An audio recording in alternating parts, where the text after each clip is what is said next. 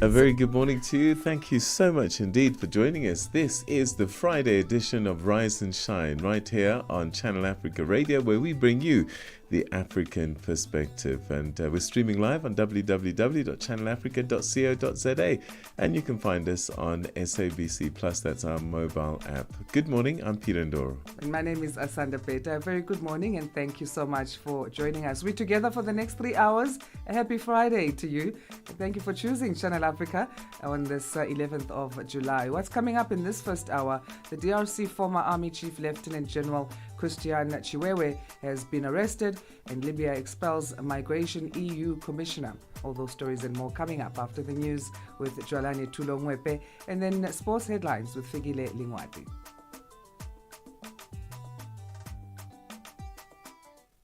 Africa, meet Abedi. Yeah, that's me. Abedi is a music lover through and through. I really love African music. He's got a taste for all kinds of tunes and spends his days listening to Channel Africa. Guess what?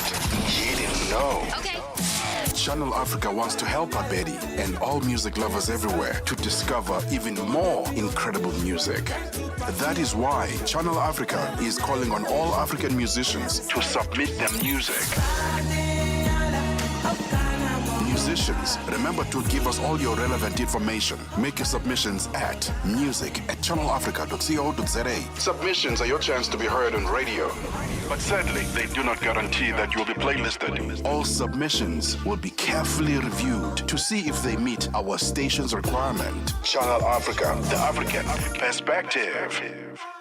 In this episode of Channel Africa Conversations, Peter talks to Dr. Tulisile Buddha, an academic, author, and an expert in indigenous knowledge systems. Join us for a compelling discussion on preserving African languages and traditions in the digital era. Dr. Tulisile unpacks the role of educators, explorers, and how technologies like AI can support cultural preservation, and challenges us to rethink how we honor African heritage. You can find the episode on YouTube, SABC Plus, and on our website, channelafrica.co.za. This episode is a must-listen for educators, creators, and change makers across the continent. Channel Africa, the African perspective. SABC News. The African perspective.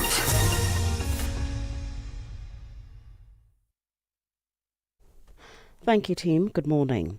South Africa's President Cyril Ramaphosa will brief the nation on Sunday on developments arising from explosive allegations made by the KwaZulu-Natal Police Commissioner, Lieutenant General Nhlanhla Mkhwanazi.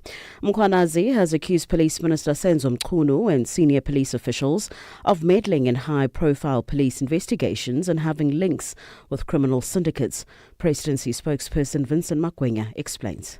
The president was attending a BRICS summit in Brazil this past Sunday when General Mkhwanazi outlined numerous allegations at a media briefing. The president undertook to attend to this development on his return from Brazil in view of the implications for national security. President Ramaphosa has been seized with this matter in recent days and will, following various consultations, take the nation into his confidence at 7 p.m. this coming Sunday, the 13th of July. Still in South Africa, International Relations and Cooperation Minister Ronald Lamola is leading the country's delegation at the 47th Ordinary Session of the AU Executive Council in Equatorial Guinea. AU leaders are expected to consider and adopt the African Union budget for 2026. This will enable the continental body to deal with challenges facing Africa and ensure that Africa's continued resilience and sustenance of the AU Commission. Kaeli Hlekumalu has more.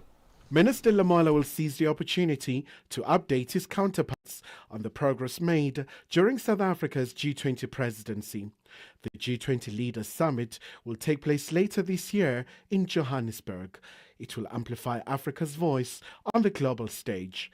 Lamola says Pretoria is still keen to push for the silencing of the guns by 2030, especially with a number of conflicts in Sudan, DRC and the Sahel region. Implementation of the second 10-year plan of Agenda 2063 and the advancement of the African Continental Free Trade Area. The UN AIDS Executive Director Winnie Byanyima says despite significant progress in the HIV response in recent years, the weakening aid consensus and abrupt funding shortfalls in the HIV response seen this year is causing widespread disruption to HIV services and threatening hard-won gains. Byanyima was speaking at the launch of the 2025 Global AIDS Report in Germiston in South Africa's Gauteng province. As I said, the report torches what is happening, what has happened this year, that the sudden withdrawal of the single biggest HIV donor, combined with other cuts of aid from other governments that were happening more gradually, is putting this progress at risk, particularly for the low-income, highly burdened countries, again, mostly on this continent. The Trump administration has this week pressed 5 African presidents to take in migrants from other countries when they are deported by the U.S. The plan was presented to the presidents of Liberia, Senegal, Guinea-Bissau, Mauritania, and Gabon during their visit to the White House. It was not immediately clear if any of the countries had agreed to the plan. Since returning to office in January, U.S. President Donald Trump has been pressing to speed up deportations, including by sending migrants to third countries when there are problems or delays over sending them to their home nations. At least 15 Palestinians, including 8 children and 2 women, have been killed in an Israeli strike near Medical Point in central Gaza. They had been waiting at a medical facility in the center of the territory. The BBC's Emir Nader has the details. It was a massacre, cried one mother kneeling next to her lifeless child. Videos show bloodied and injured children brought to the Al-Aqsa hospital in central Gaza's Deir al-Balah neighbourhood.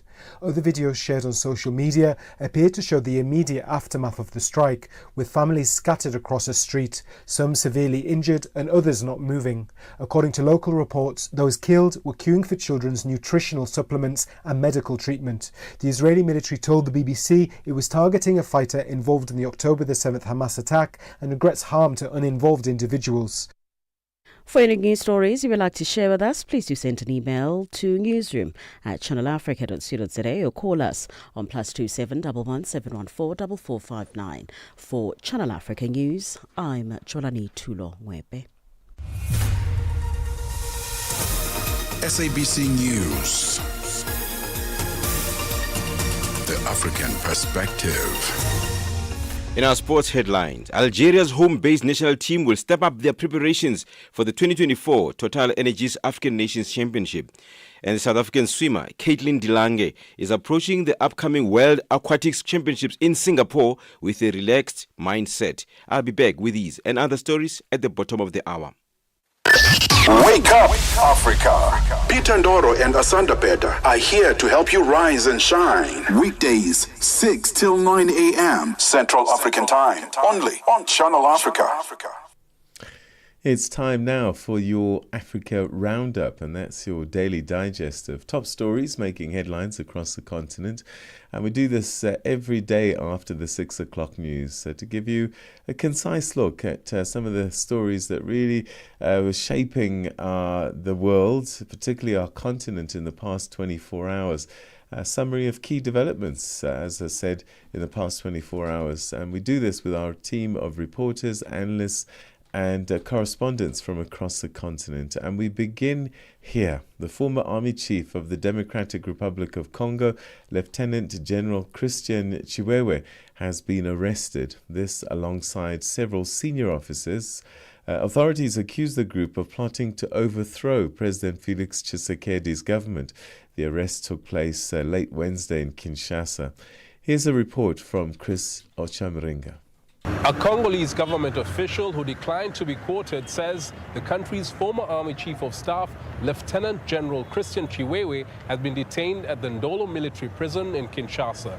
According to the official, military intelligence officers found incriminating evidence against them during investigations. Authorities haven't issued an official communication yet.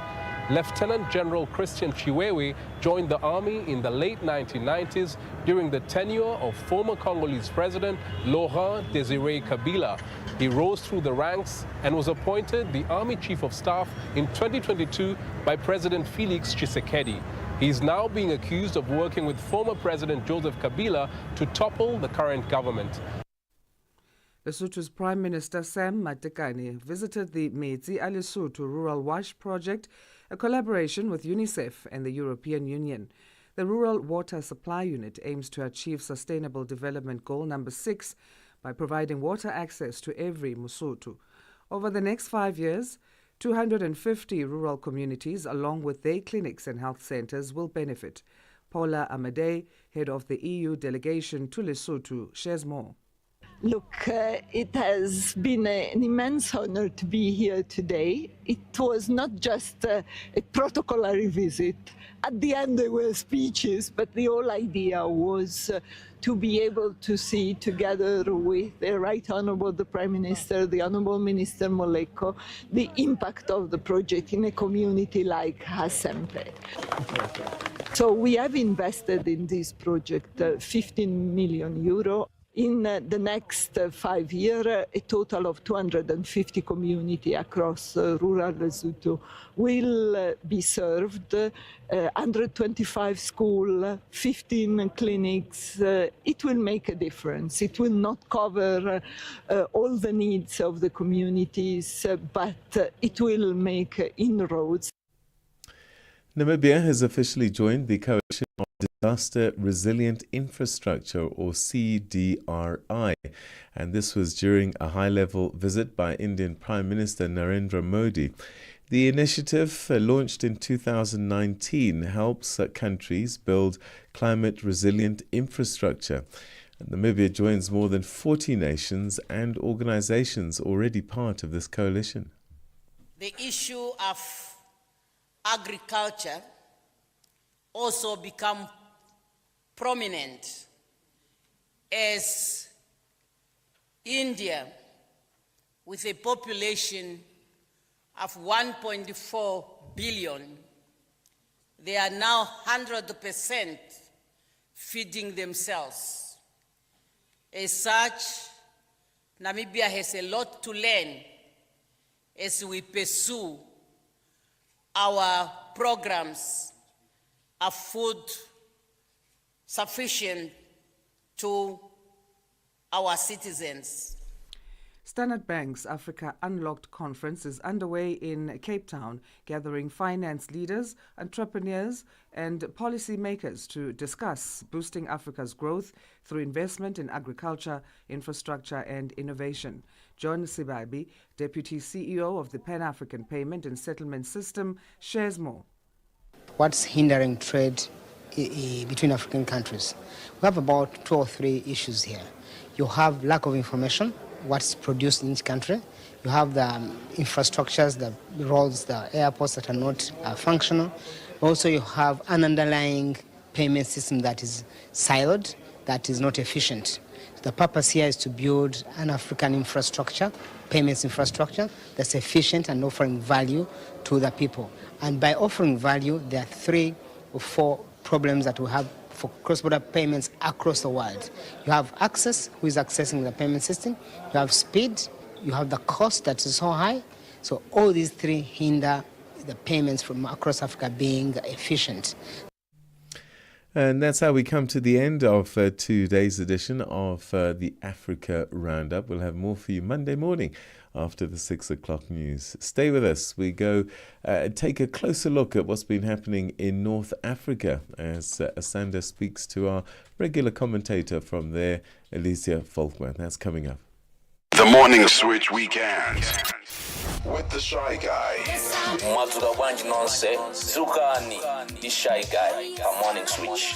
Have you ever listened to a song and then it gives you goosebumps? Cause it takes you way back in the 80s. My goodness. Woo. Hey, baby. You hear Yvonne Chaga Chaga there. I wanna talk to the DJ.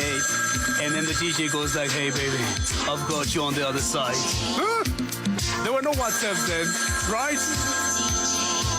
There were no sliding in the TMs at the time. Oh, man. Your weekend mornings are activated with the Shy Guy on the Morning Switch. Africa, voici Abedi. Oui, c'est moi. Abedi est un passionné de musique dans l'âme. Il a un goût pour toutes sortes de musique et passe ses journées à écouter Channel Africa. J'aime beaucoup la musique africaine. Ok. Devinez quoi? Channel Africa veut aider Abedi et les mélomanes du monde entier à découvrir encore plus de musique incroyable. C'est pourquoi Channel Africa appelle les artistes africains à soumettre leur musique. Chers artistes, n'oubliez pas de nous fournir toutes vos informations pertinentes à l'email adresse musique@channelafrica.co.za. Les soumissions sont votre chance d'être entendues, mais elles ne garantissent pas une playlist. Toutes les soumissions seront soigneusement examinées pour voir si elles répondent aux exigences de notre station. Channel Africa, la perspective africaine. Start your day right with Channel Africa Breakfast. That smells delicious. Live, 5 days a week. 16 minutes past 6 Central African time on Africa Rise and Shine. We zoom into what's happening in North Africa now in terms of stories making headlines there. And we speak to Eliza Faulkner, journalist covering the North Africa and the Sahel region. Eliza, great catching up with you. How are you this Friday? Good morning. All right, let's start today with Tunisia. The opposition leader there being sentenced to 14 years, Rached Ghannouchi, has already served over 20 years for money laundering. What are these other charges? And this is a renewed cycle of what we're seeing, particularly with the political prisoners and also another prisoner called Sonia Dramani, of just adding more and more sentences. There's a group of political prisoners, of which Rached Ghannouchi is a part of, that have been charged with various difficult to dispute sort of charges, mostly under the Terrorism Act. As you say, he's also been charged with money laundering. And there's a sort of suite of charges that have been levelled at this. It's sort of over 20 different people. And the most high profile, of course, is Rached Ghannouchi, who is the leader of Ennahda Party, which was the political party that had the most seats in parliament since the revolution. And he has been, in the past, a symbol of what people call the sort of Islamist movement, and has been very much sort of cast by the opposition as a sort of diabolic force within the country. Ennahda, they describe themselves as democratic Muslim movement. They did form in 1979, well, post 1979 Islamist revolution in Iran, but over time they've perhaps sort of softened, been less revolutionary, and particularly post 2011. They went through a sort of an evolutionary change, and in fact in the 2019 elections their candidate said that eventually Ennahda should be the Conservative Party. So they've been undergoing an evolution, but unfortunately their image within the political fields, it could very easily snap back into the stereotype of Islamism and sort of Islamist politics. So he's been a very sort of convenient opposition image for the Kais Saied regime, and somebody that, when times are tough for Saied and his movement, that he can sort of get people to focus on that era of change. And so again, this is an old tool that he's been using to try and provoke hatred and to distract people from the actual politics and what is going on, or rather what isn't going on in Tunisia. His defense is saying that the trial is not fair. What is the general consensus in Tunisia on that?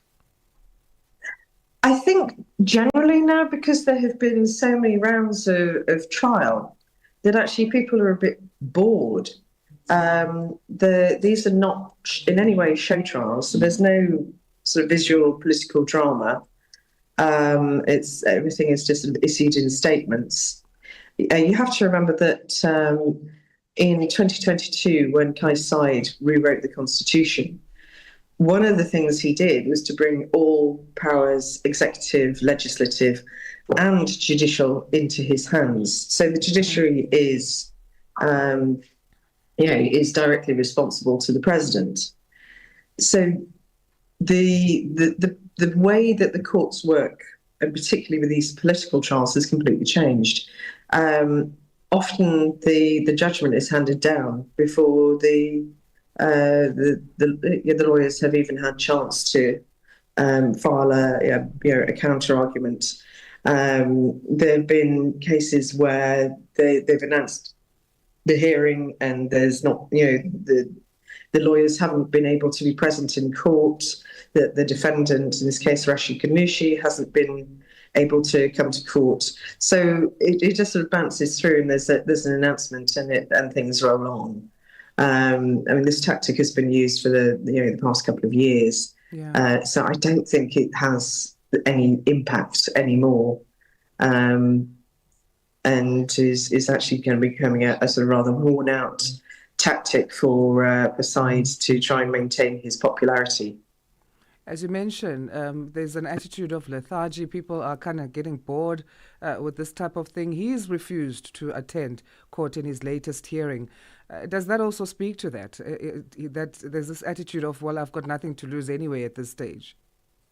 Oh, well, I mean, it's usually a fait accompli. The only thing that gets deliberated is the actual sentence.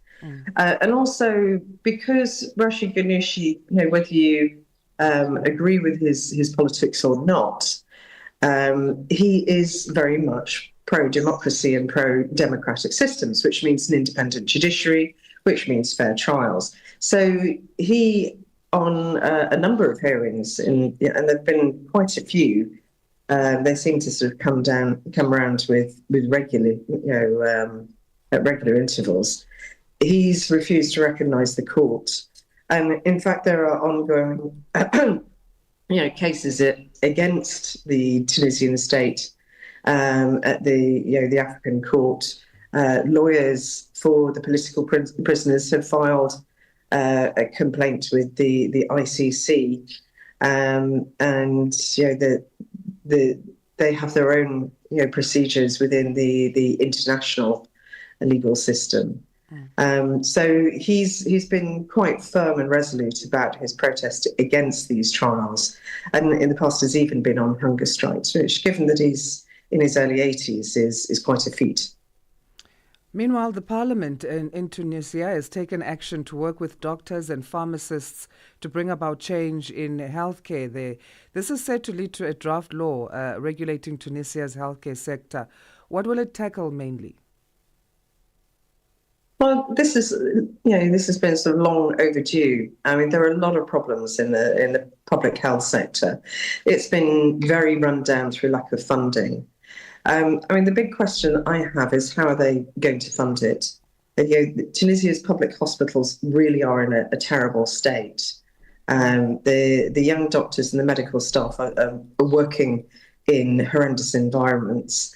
Young doctors have said to me that even simple things like alcohol gel dispensers at the end of the bed, or even the wash basins where normally doctors would, wash up. They would use a special disinfectant soap before they examine patients. Even though those things are lacking, so those things are really quite fundamental. A lot of the hospital buildings are quite old. They date back to the 60s or even earlier. So it needs to address things at a very fundamental level.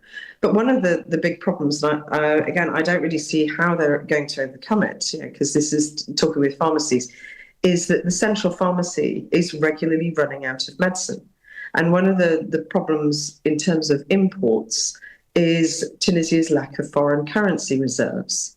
And we've seen this repeatedly, not just with medicines, and then much more high-value imports, but with substances like sugar and flour, that often there have been food shortages. There has been a lot of support, external support, to make sure that there are supplies of fundamental staples like flour. But buying a packet of sugar is a real rarity. That has become normal. So it does beg the question, how are they going to actually reform it? Also, this proposition to draft a new law, it is also somewhat disingenuous, because last week the junior doctors were again on strike and protesting, and they were describing absolutely horrendous working conditions and saying, we're human beings, we're not dogs or donkeys. They're underpaid, they're working incredibly long shifts. There's also a really bad culture that they describe, where it's only junior doctors who are on call. There's no equivalent or a consultant, or in America they call an attending. The senior doctor isn't directly on call and available. So the junior doctors are really kind of having to manage the whole medical service in hospitals on their own. Things are poorly set up. There are a lot of scanners that are offline. It's literally going to take billions. Let's move to Libya now, where the EU Commissioner for Migration has been expelled from Libya as persona non grata. What led to this incident of Magnus Brunner being asked to leave Libya upon landing at the airport? So this was in Benghazi. So this is in eastern Libya, where he was declared persona non grata. And it was planned 3-4 days before he arrived. Magnus Brunner, before his trip to Libya, really was sort of talking a big talk and sort of weighing in heavy on Libya in terms of migration management. So he was saying that Libya really has to do a lot more to make sure that there aren't any boat departures, and he was inadvertently accusing Libya of not lifting its own weight in terms of migration management. And things have also shifted from Tunisia, which used to be the main point of departure and the most popular route, back to Libya. And there's been an increased departures from the city of Tobruk in eastern Libya. And there have been a massive increase in arrivals on the Greek island of Crete. So hovering overhead is also the Maritime Memorandum, where the onus of migration management is really put on the shoulders of the southern Mediterranean states, so Libya, Tunisia, to hold back migration towards Europe. So although we can't be certain, the impression that I have, and I've spoken to analysts working on Libya, is that this was pre-planned, and rather than saying in advance, don't come, Field Marshal Khalifa Haftar and his sons, they wanted some political drama. So it's a bigger drama if you allow people to arrive and then you expel them and say you're persona non grata. So they look, certainly in Libya as the stronger parties, expelling the northern Mediterranean and European partners. Sorry, it's morning. I work from home. I've given up trying to keep the cats off the table, so I'm afraid Ariadne's joined the discussion for the moment. So that was in part political show, but in fairness, having read the statement that Magnus Brunner gave out about putting the real focus on Libya as being the more responsible for migration management, I can understand why any government would feel really quite put out, and they were citing that the visit from, because it wasn't just Magnus Brunner, it was also the Italian Minister of Interior and the Greek Minister of Interior who were visiting. I mean, but previously there'd been good relations with Italy. There's a lot of complex politics with Greece. Greece used to be on friendly terms with Libya, but with Eastern Libya, rather. But now Eastern Libya has reallied with Turkey, who, of course, is at loggerheads with Greece. There's a lot of tension between Greece and Turkey, particularly along their own maritime border. So it's quite a cocktail of political grudges and discontent. Elisa, we're going to leave it there for today, and thanks so much for making time to give us your analysis. It's always appreciated. And you're really welcome. Have a wonderful day. You too. Elisa Volkman is journalist covering the North Africa and the Sahel region. A lot happening in Libya, it seems. BP and Shell, the British energy petroleum companies, also having signed deals with the Libya's National Oil Corp, and also the country hosting a regional migration summit. But that's where we leave it for the North Africa wrap on this Friday, the 11th of July. It's 6:31 Central African time. Good morning to Jolani Tulongwepe. She's got our news headlines. SABC News. Headlines. The African Perspective. Thank you, Asanda. Good morning. Making headlines, South Africa's President Cyril Ramaphosa will brief the nation on Sunday on developments arising from explosive allegations made by the KwaZulu-Natal Police Commissioner, Lieutenant General Nhlanhla Mkhwanazi. Mkhwanazi has accused Police Minister Senzo Mchunu and senior police officials of meddling in high-profile police investigations and having links to criminal syndicates. Kenya's public prosecutor says a police officer will be charged with murder for the death of a bystander he shot at close range. 3 weeks ago, Boniface Kariuki was shot dead at a demonstration in Nairobi. And finally, the UN's Children's Fund, UNICEF, says it's appalled by the killing of 15 Palestinians, including children, who were queuing up outside a health clinic in Gaza. It says the killing of families trying to access life-saving aid is unconscionable. I will have details on these and other stories at 7 o'clock. SABC News. Headlines. The African Perspective. Right, let's take a first look at what's been happening in the world of sport. And at the sports desk this morning, Figile Lingwati. Good morning, my brother. Sports on Channel Africa. The African Perspective. Good morning, Peter. And in this hour, we begin with football news. Algeria's home-based national team will step up their preparations for the 2024 Total Energies African Nations Championship CHAN with a pair of high-profile friendlies against the DR Congo at the end of July. The North Africans, led by coach Majid Bogera, will enter a key pre-tournament training camp on the 20th of July, which will culminate in 2 matches designed to sharpen their technical edge before the continental competition kicks off in early August. The Algeria Football Federation confirmed the fixtures during its recent executive committee meeting, identifying the DR Congo clashes as critical to assessing form, fitness, and squad cohesion ahead of CHAN Group C action.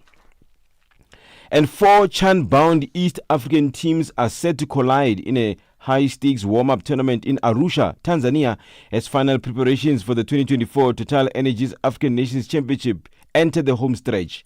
Regional heavyweights Kenya, Uganda, Sudan, and host Tanzania will lock horns in the Sikafa 4 Nations Cup from the 24th to the 27th of July, offering coaches one last competitive dress rehearsal before the continent's top home-based talents clash at Chan.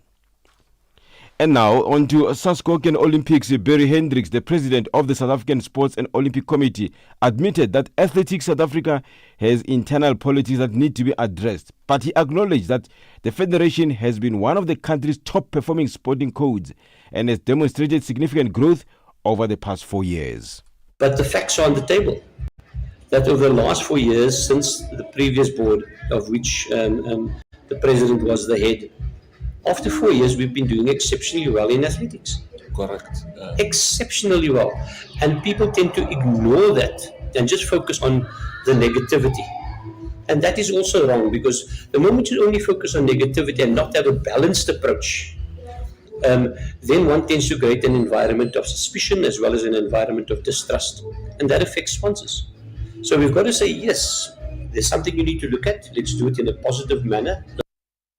The South African swimmer Caitlin DeLange is approaching the upcoming World Aquatics Championships in Singapore with a relaxed mindset. The tug sport athlete will represent South Africa in the 50-meter freestyle and the women's 4x100-meter freestyle relay at a global event, which runs from today until the 3rd of August. DeLange says her focus is on enjoying the experience and taking each race as it comes.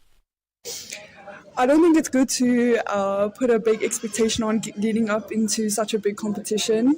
So my motto is always just go out and have fun and swim as best as you can. And I think that I'll always live by no matter where I go. For any sports stories you'd like to share with us, please do send an email to newsroom@channelafrica.co.za or call us on +2711 714 4459. This is Channel Africa Sport. With me, Figile Lingwati. Sports on Channel Africa. The African perspective. The rhythm of Africa. The pulse of the continent. This is Channel Africa. The African perspective. Africa in business on Channel Africa. The president of the Arab Bank for Economic Development in Africa, Beda, Dr. Sidi Ould Tah, he is vying for the presidency of the African Development Bank, the AFDB. He positions himself as a fervent defender of economic integration and structural transformation on the African continent. So I do believe that I have a 360 view of the development challenges in the continent with my experience from both the supply side and the demand side. But more importantly, my vision is to bring on board all the stakeholders and to have a holistic approach for the development of the continent and to develop partnership across the continent and outside the continent, bringing all the stakeholders together to work for one goal is to make Africa green for life and livelihood of the African population. Bringing the African markets into your home. Channel Africa. The African perspective. Africa, meet Abedi. Yeah, that's me. Abedi is a music lover through and through. I really love African music. He's got a taste for all kinds of tunes and spends his days listening to Channel Africa. Guess what? He didn't know. Okay. Channel Africa wants to help Abedi and all music lovers everywhere to discover even more incredible music. That is why Channel Africa is calling on all African musicians to submit their music. Musicians, remember to give us all your relevant information. Make your submissions at music@channelafrica.co.za. Submissions are your chance to be heard on radio. But sadly, they do not guarantee that you will be playlisted. All submissions will be carefully reviewed to see if they meet our station's requirement. Channel Africa, the African perspective. New day, new stories. Start your morning right with Rise and Shine on Channel Africa. Right, let's check in now with the world of business. Here's Thabiso Lehuku with our economics news.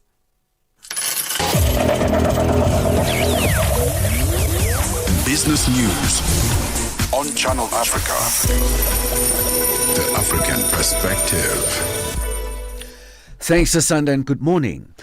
A geopolitics analyst who's based in South Africa says that the US is now focusing on building economic ties with smaller African economies rather than maintain relations with major economies on the continent. US President Donald Trump hosted leaders of mineral-rich Gabon, Guinea-Bissau, Liberia, Mauritania and Senegal at the White House this week. This in an effort to strengthen economic ties while fostering trade to counter the growing regional influence on Russia and China. Denise O'Shea, a geopolitics concerned curator, says that the US stands to benefit from the 5 West African nations who have a combined GDP of over $10 billion. A lot of the African observers are saying that while leaving out the big African nations like Nigeria, South Africa, Egypt, and you're talking to the smaller ones, but you can see from that it's a strategy that the United States is trying to communicate across and say we can do without the big nations and we can do with the smaller ones. And you see many of those nations with a combined GDP of just $10 billion or more. It shows that the U.S. is up to something, and we'll continue to see what the U.S. is up to. The South African Reserve Bank's Prudential Authority says it is difficult to assess the political impact of tariffs on the economy or financial system at the moment. The regulator and supervisor for licensed financial institutions in the country says that the Financial Stability Committee has been in talks over the tariffs. Businesses and exporters are bracing for possible 30% US tariffs on imports from South Africa set to take effect on the 1st of August. Speaking in Midrand in the Gauteng province following the release of the authority's 2024-25 annual report, CEO and SARB Deputy Governor Fundi Echazibana says that there's a lot that is unknown. So it is easier to estimate the impact of a tariff when you know what is the level, which goods, and from which date, and then it's clear. But we've had these shifts that have happened since Liberation Day in terms of these announcements. One day you have tariffs, then there is a reprieve for a period, and then there's a negotiation. South African Social Development Minister Sisisi Tolashe says government is moving forward to create a basic income grant. She was delivering her department's budget vote in the National Assembly. For the 2025-2026 financial year, the department will have $17 billion to ensure the most vulnerable in the community are taken care of. Of this, the $1.386 billion is allocated to the South African Social Security Agency, SASSA, for grant administration over the medium-term period. Tolashe comments. We're forging ahead with processes to replace COVID-19 social relief of distress with a permanent measure in the form of a basic income grant. Accordingly, we intend to retable a policy proposal to Cabinet. The additional element of this policy proposal is to link beneficiaries to employment and sustainable livelihood opportunities. We'll draw on the successes of the pilot projects underway in collaboration with the FinMed Trust. The US government is investing heavily in the country's only operational rare earths mine to become its biggest shareholder. The move is part of efforts to reduce dependency on China for rare earths, which are crucially needed in modern technology. The BBC's Jonathan Josephs has the details. Smartphones, wind turbines and electric vehicles are just some of the modern technology which depend on access to rare earths. With China controlling global mining and production, this investment is a signal of America's intent to reduce its reliance on its biggest rival. Getting more access to rare earths has been a key demand in trade talks with Beijing.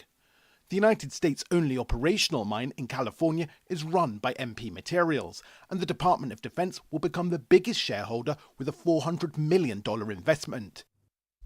$1 in Nigeria is trading at 1,000 naira 527. Botswana 13 pula 19. Kenya 128 shilling 478, and Zambia 23 kwacha 72. In BRICS countries, in Brazil the dollar 5 real 56, Russia 77 rubles 16, India 85 rupees 67, China 7 yuan 17, and in South Africa the dollar will cost you 17 rand 75 cents.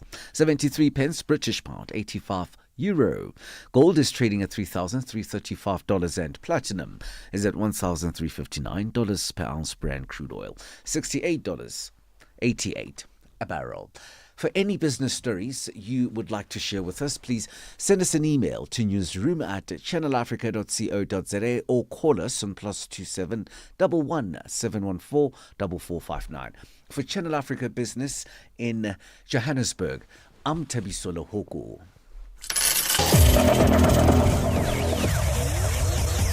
Business news on Channel Africa. The African perspective.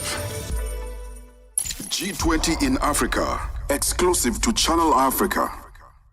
6:45 Central African Time. It's time for our G20 fact for this 11th of July. Did you know that South Africa has embraced the theme solidarity, equality, sustainability for its G20 presidency? The focus for South Africa's presidency is on inclusive economic growth, industrialization, job creation, reducing inequality, and sustainable development. South Africa assumed the G20 presidency on December 1st, 2024, and will hold it until November 2025. And that's our G20 fact for this morning. G20 in Africa, exclusive to Channel Africa, championing Africa through solidarity, equality, and sustainability. Now, the South African Broadcasting Corporation, SABC Sport, brings you Chasing the Sun. Now, this is a powerful 5-part documentary series about the country's national rugby team, the Springboks, telling the rousing tale of their path to redemption and ultimate World Cup glory in 2019. And it starts on the 13th of July at 7:30 p.m. Central African Time at the SABC's SABC2. So tune in every Sunday for all the highs and the heartaches and the heroics that made up rugby history. Stream each chapter on SABC Plus anytime, anywhere, no subscription required. Don't miss Chasing the Sun this Sunday at 7:30 p.m. Central African Time on SABC2. Be there when history shines. Your morning companion with the stories that matter. This is Rise and Shine on Channel Africa. Now, Ugandan opposition figure Dr. Kizza Besigye has long stood as a key challenger to President Yoweri Museveni's decades-long rule. A former presidential candidate and staunch advocate for non-violent resistance, he remains a prominent voice in the push for political reform in Uganda. His calls for a peaceful transition continue despite numerous arrests, state harassment, and the narrowing of civic space in the country. Winnie Byanyima, a respected global health leader and executive director of UNAIDS, is also Dr. Besigye's partner.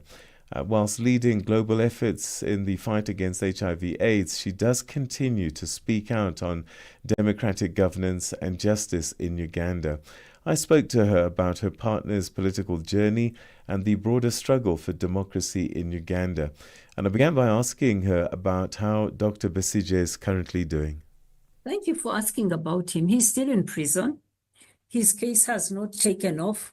He was abducted in November. We are now in July, and the government hasn't come round to prosecute him. There have been delays and delays and delays. And meanwhile, he's in difficult conditions in jail. And the government, the prosecution will not give him bail. He's been denied bail.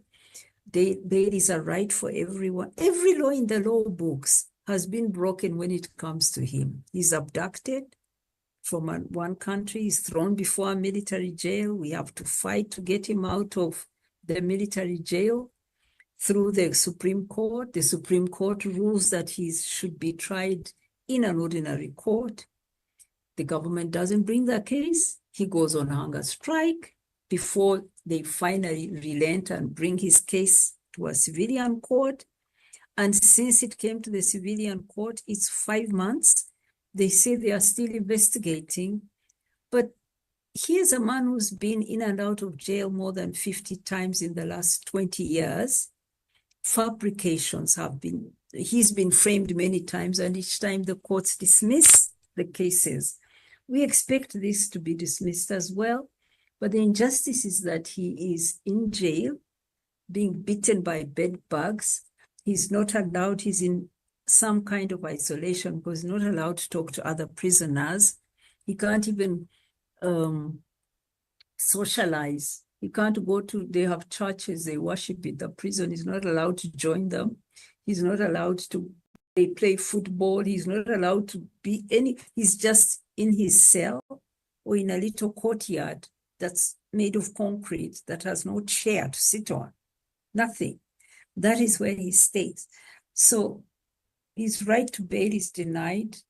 The case is being delayed and delayed. And meanwhile, the president has gone to the parliament and got them to make a law to reverse the ruling of the Supreme Court with an intention to return him to the military court. So all that is such a, if it was just about him, it would be a sad story, but just the fact that it is about our democracy, our institutions being undermined, our judiciary being influenced, our parliament being bribed. They all got $20,000 to pass that law, by the way. They were paid in cash at night to pass a law to reverse a Supreme Court ruling. So it's really a case of reversal of our democratic gains, and that is a serious matter for our country. So, I don't comment in a partisan way, but I comment in a general way as a citizen, that I'm concerned about the reversals. I'm concerned about him as a human being. And I speak out, but I don't speak in any partisan way. I don't speak about his party or other parties. So it baffles me quite a bit, to be honest, when you hear about these injustices, the laws that are being enacted that reek of human rights abuse. As someone from that region, why are institutions like the East African Community seemingly powerless in dealing with these injustices? Because I see Dr. Besige's case as being representative of the state of affairs in the country. Well, two things I have to say. The regional institutions, if you're talking of the intergovernmental institutions, they look like the governments of the region. They are also controlled, manipulated, and they are not able to deliver democratically, just like the governments that own them. But here's the positive thing, that the civil society institutions, the human rights organizations, the social justice movements are all galvanized around this question, not just about the question of the imprisonment of my husband, but the fact that there are so many young people languishing in jail because they disagreed and went maybe on the streets to demonstrate. You know, my husband is in a cell where next to him there are other prisoners. There are many young men, mostly actually Muslim men. Some of them have been there for more than 10 years. They've never had one day in court. They haven't, they're on remand. They were just dumped there and forgotten there. And all because they joined an opposition group. They are not being charged for anything yet. They are just on, they were charged with treason, but they've never gone to court to defend themselves. So there is a huge movement now of people in East Africa saying no to this abuse of human rights, asking for freeing of political prisoners, these are political prisoners, and opposed to the abductions and the extra legal ways that our governments are behaving in dealing with their opposition. So that's a positive outcome, even if the government institutions are still captured. Do you believe that there's still room and hope for a peaceful democratic transition in Uganda? I mean, do you give up on the polls? Do you give up on the ballot? What needs to happen? No, I can never give up. I can never give up on my country, on my continent. We have to keep struggling. And that these are struggles that will take a long time, past our lifetimes, but we just make our contributions. Look, in Uganda, we made a lot of progress. I was part of a revolution that our current president, who is now knocking 40 years in power, led. We reversed the downward trend of our country in the economy, in the state institutions, in the democratic path. We turned it around. We built a democracy that was inclusive, with women, with young people, people with disabilities. We were on a march, and we restored an economy that was crumbling. But the longer we stayed in power, the more the leader wanted to stay in power. And this is where we've come to a point where now it's family rule mainly. So I don't think that we can't reverse that again. We can, and we can reverse it without going to another war. We can't always be going to pick up a gun every time we have a political challenge, but we can resolve this politically. And my argument now in the case of my husband is that have a political settlement. I keep asking President Museveni that, look, every time you're going to an election, you don't have to frame your opponent.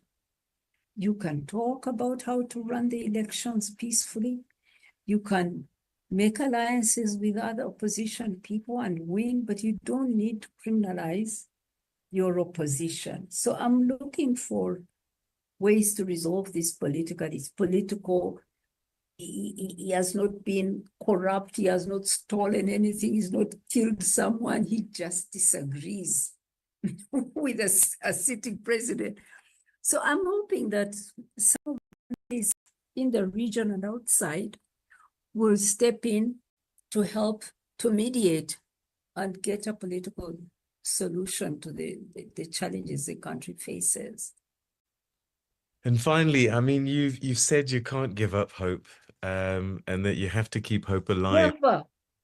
Dr. Besigye has been through the most. I mean, I think of Job in the Bible when I think about your husband. And I just wonder how he has kept hope alive. He's a very resilient person.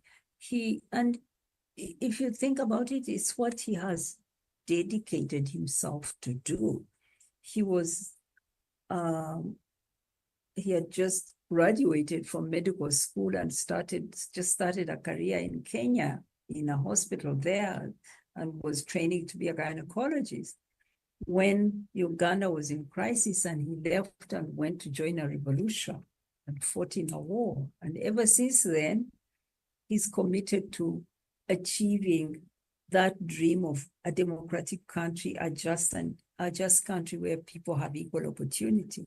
He's put his life into it, and he's not going to be discouraged by any kind of mistreatment, no. And he enjoys a lot of respect and support from people, even from the government side. I mean, he's supported by that he's on the right side of history, and people respect and honor his contribution. I think that's what keeps him going. But yeah, he has endured a lot of pain, and I wish he didn't have to endure that pain. I don't like it, But it's his choice, and I respect his choice. Miss, And I honor all the people who support him in the various ways they support him.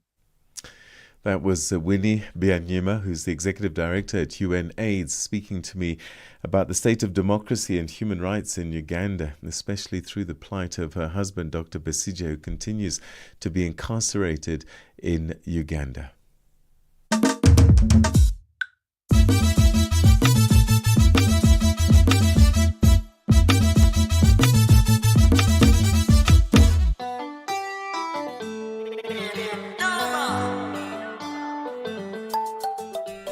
Good morning to you and welcome to Channel Africa. If you've just joined us, we'll now enter the second hour of Africa Rise and Shine.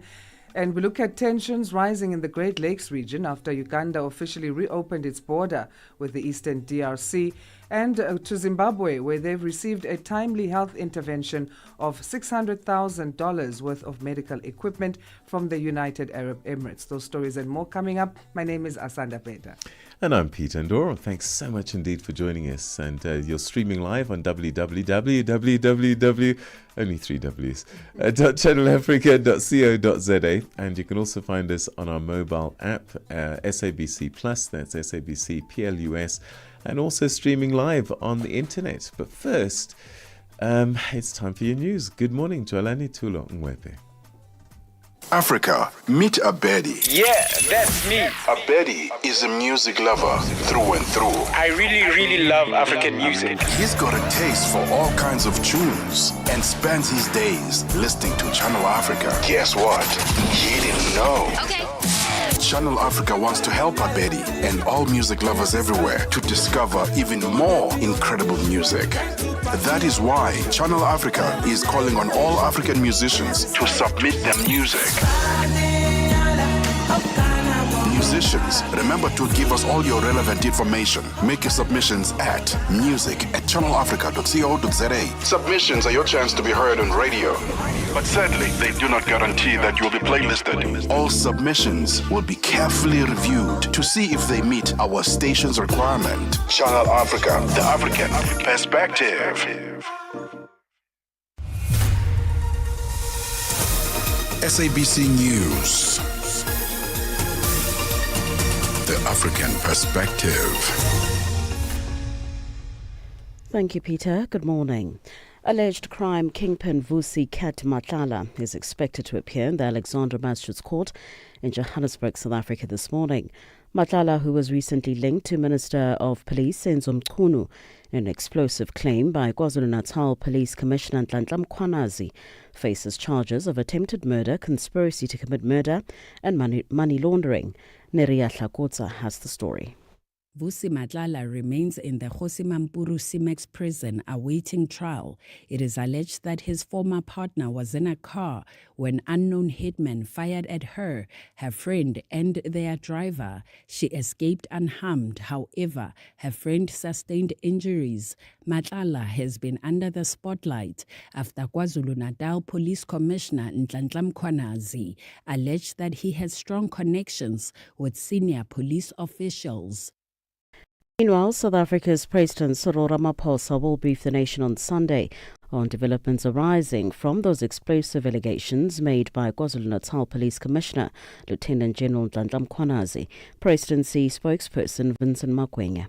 The president was attending a BRICS summit in Brazil this past Sunday when General Mkhwanazi outlined numerous allegations at a media briefing. The president undertook to attend to this development on his return from Brazil in view of the implications for national security. President Ramaphosa has been seized with this matter in recent days and will, following various consultations, take the nation into his confidence at 7 p.m. this coming Sunday, the 13th of July.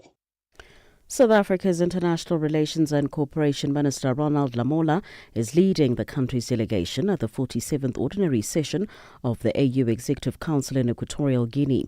AU leaders are expected to consider and adopt the African Union budget for 2026. This will enable the continental body to deal with challenges facing Africa and ensure that Africans' continued resilience and the sustenance of the AU Commission. Kaeli Kumalo reports. Minister Lamola will seize the opportunity to update his counterparts on the progress made during South Africa's G20 presidency. The G20 Leaders Summit will take place later this year in Johannesburg. It will amplify Africa's voice on the global stage. Lamola says Pretoria is still keen to push for the silencing of the guns by 2030, especially with the number of conflicts in Sudan, DRC and the Sahel region. Implementation of the second 10-year plan of Agenda 2063 and the advancement of the African Continental Free Trade Area. Kenya's public prosecutor says a police officer will be charged with the murder for the death of a bystander he shot at close range 3 weeks ago. Boniface Kariuki was shot dead at a demonstration in Nairobi. His death sparked huge public anger. The BBC's Axia Wandera has the story. Kariuki, a 22-year-old who sold face masks on the streets, sustained critical head injuries and spent nearly 2 weeks on life support before being declared brain dead and later confirmed dead. Constable Masinde has been ordered to undergo a mental assessment ahead of a formal plea. Kenya's chief prosecutor has dropped charges against a second officer, citing lack of evidence. And finally, leaders of Britain and France have agreed on a pilot scheme to return France migrants who have tried to cross the Channel in small boats. The British Prime Minister Keir Starmer says for every individual detained and returned, Britain will allow someone else in through a safe legal route. The one in, one out scheme agreed with President Emmanuel Macron will be implemented in the coming weeks. Starmer called it groundbreaking. This will show others trying to make the same journey that it will be in vain, and that jobs they've been promised in the UK will no longer exist because of the nationwide crackdown we're delivering on illegal working, which is on a completely unprecedented scale. For any news stories you would like to share with us, please do send an email to newsroom@channelafrica.co.za or call us on +27 11 714 4459.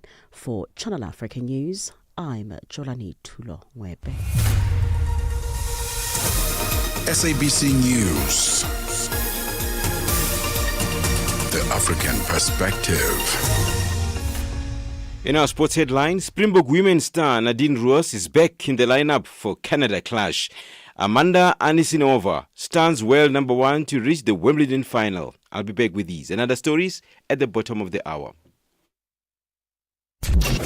Darubini ya Afrika na I am Henry Shakif.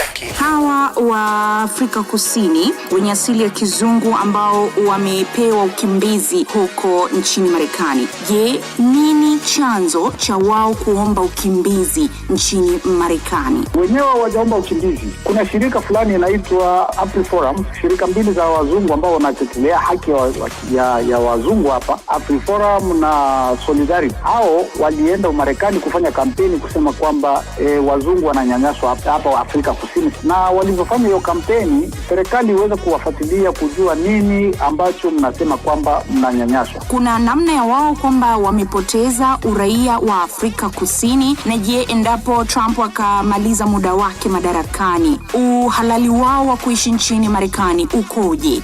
Itakuwa vigumu, kifupi itakuwa vigumu wenyewe kupoteza uraia wao. Darubini ya Afrika 11 kamili hadi 12 kamili majira ya Afrika ya Kati. Start your day informed, inspired, and entertained. Asanda and Peter bring you Rise and Shine. Weekdays, 6 till 9 a.m. Central African Time. Tensions are rising in the Great Lakes region after Uganda officially reopened its border with eastern DRC, specifically in areas now under the control of the M23 rebel group. While Kampala insists the move is economically driven, the decision has raised alarms in Kinshasa and beyond. For a closer look at what's happening on the ground, we now cross live to our Goma correspondent, Jimmy Shukrani, who has been tracking developments from the heart of North Kivu. Jimmy, good morning to you, and thanks for joining us on this Friday. Thank you so much. The border officially reopened yesterday. What's the mood like on the ground today? Yes, is one of the borders which are very important to the Democratic Republic of Congo, just in the eastern part of the country. is one of the borders which was closed since the aeronet of clashes between the FARDC and M23. And the Ugandan government said that this was closed because of wars which appeared and occurred there in the Rutshuru territory, just a part of the eastern of DRC. But since yesterday, the body is now operational, and people are so happy to see maybe this relation between two countries of the Eastern African are just now in a good relation, and maybe until since today they can just cross over the border and do some business. Ugandan people can enter in the DRC.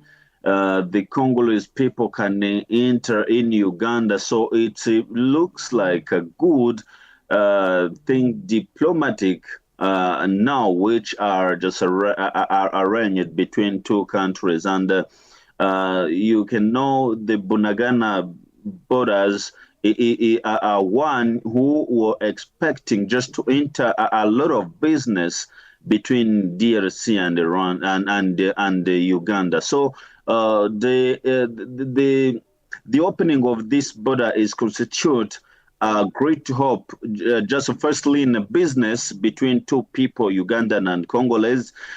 Secondly, it constitutes reconstructions of relation of two countries. Is this the mood which is on the ground? But we must say that this is the borders which are in the part of the DRC, but controlled by the AFM-23. Are we seeing people and goods moving through the Punaganga crossing already? Are the staff and resources adequately positioned?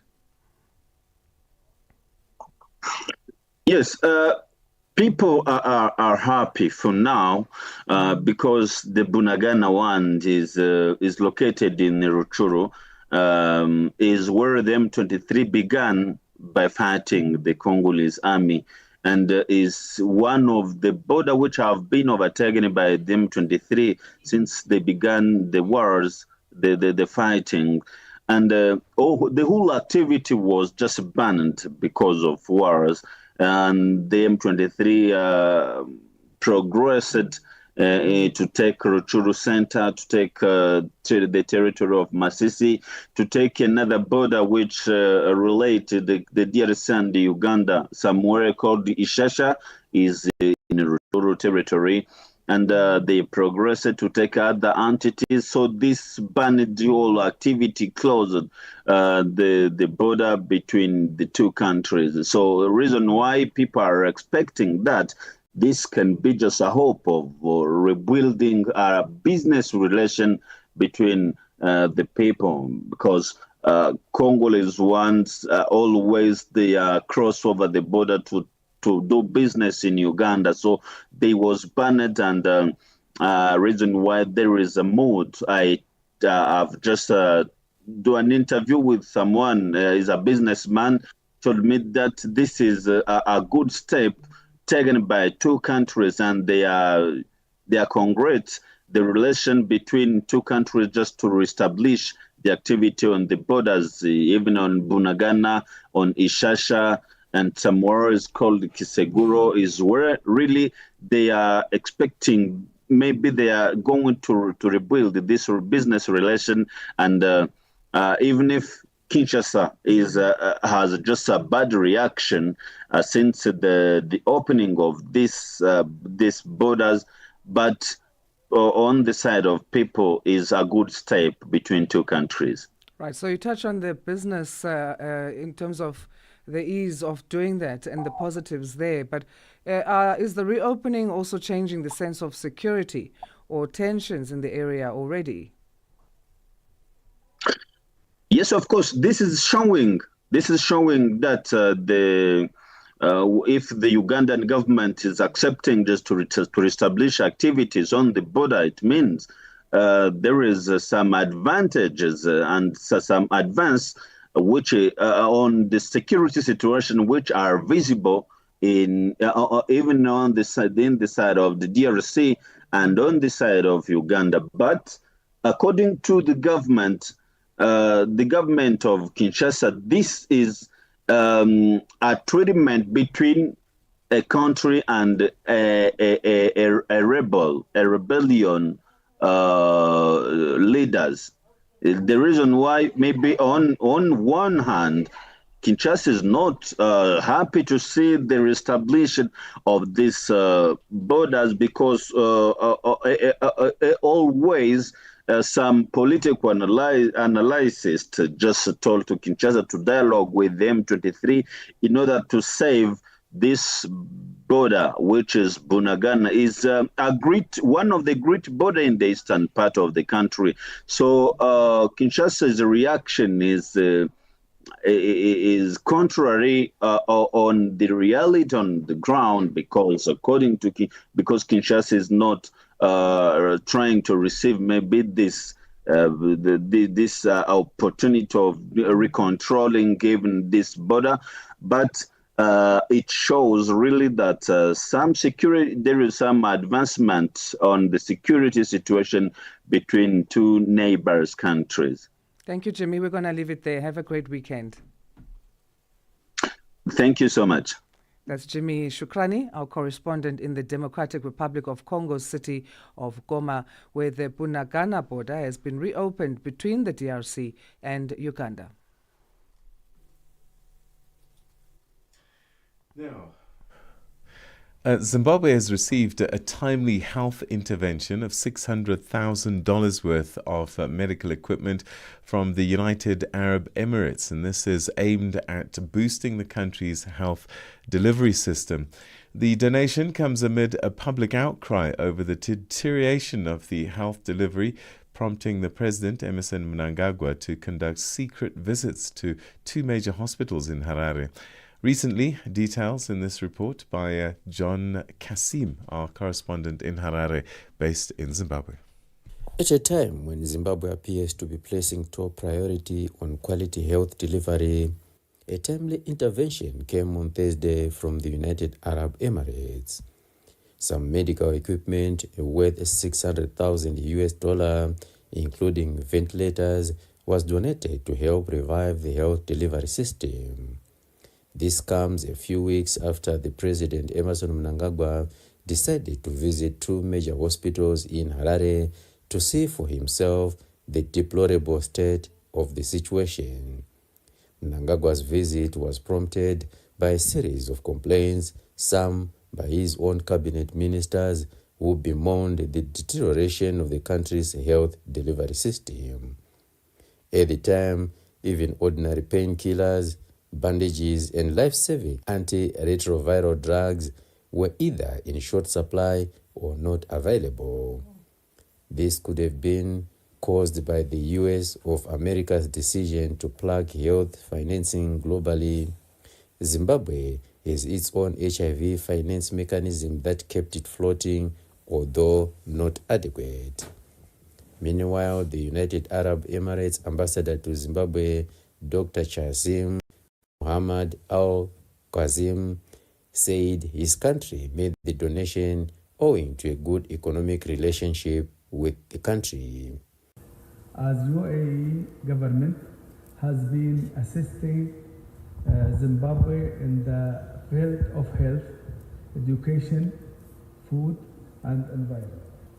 We would like to thank the government of Zimbabwe for giving us this opportunities to hand over these donations and under the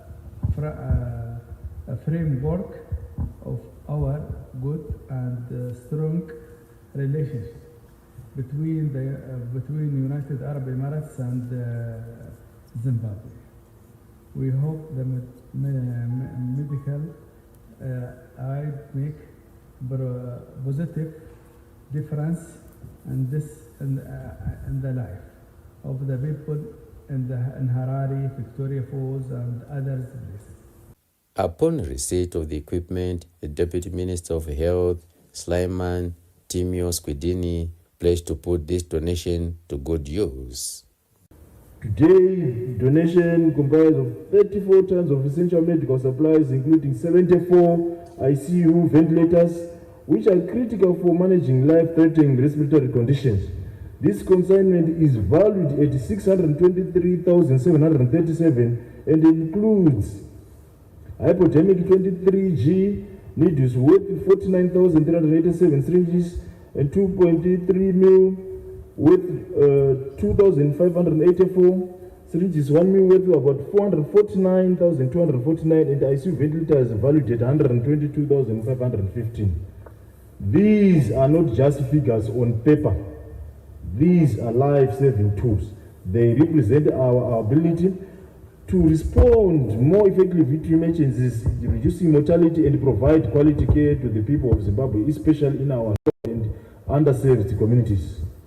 Although Zimbabwe could be faring much better than other African countries on the continent, diseases like cancer are now exposing the gaps, requiring the country to pull several strings. John Kasim in Harare, Zimbabwe for Channel Africa News. Es-tu préoccupé par quelque chose? Es-tu passionné par les questions qui comptent? As-tu une voix qui mérite d'être entendue? Eh bien, nous avons la plateforme parfaite pour toi. Téléphone-nous ou fais-nous un WhatsApp au +27 66 408 87 42 et nous te rappellerons. Sois dans la conversation. Salut Channel Africa, ici Beno le diamant rouge et Bina l'export depuis le Cameroun, le pays des lions. Voilà. Sois dans la conversation. Il ne s'agit pas seulement de parler, mais c'est ta chance d'exprimer ton point de vue, de partager tes opinions et de t'engager avec une communauté qui valorise ton avis.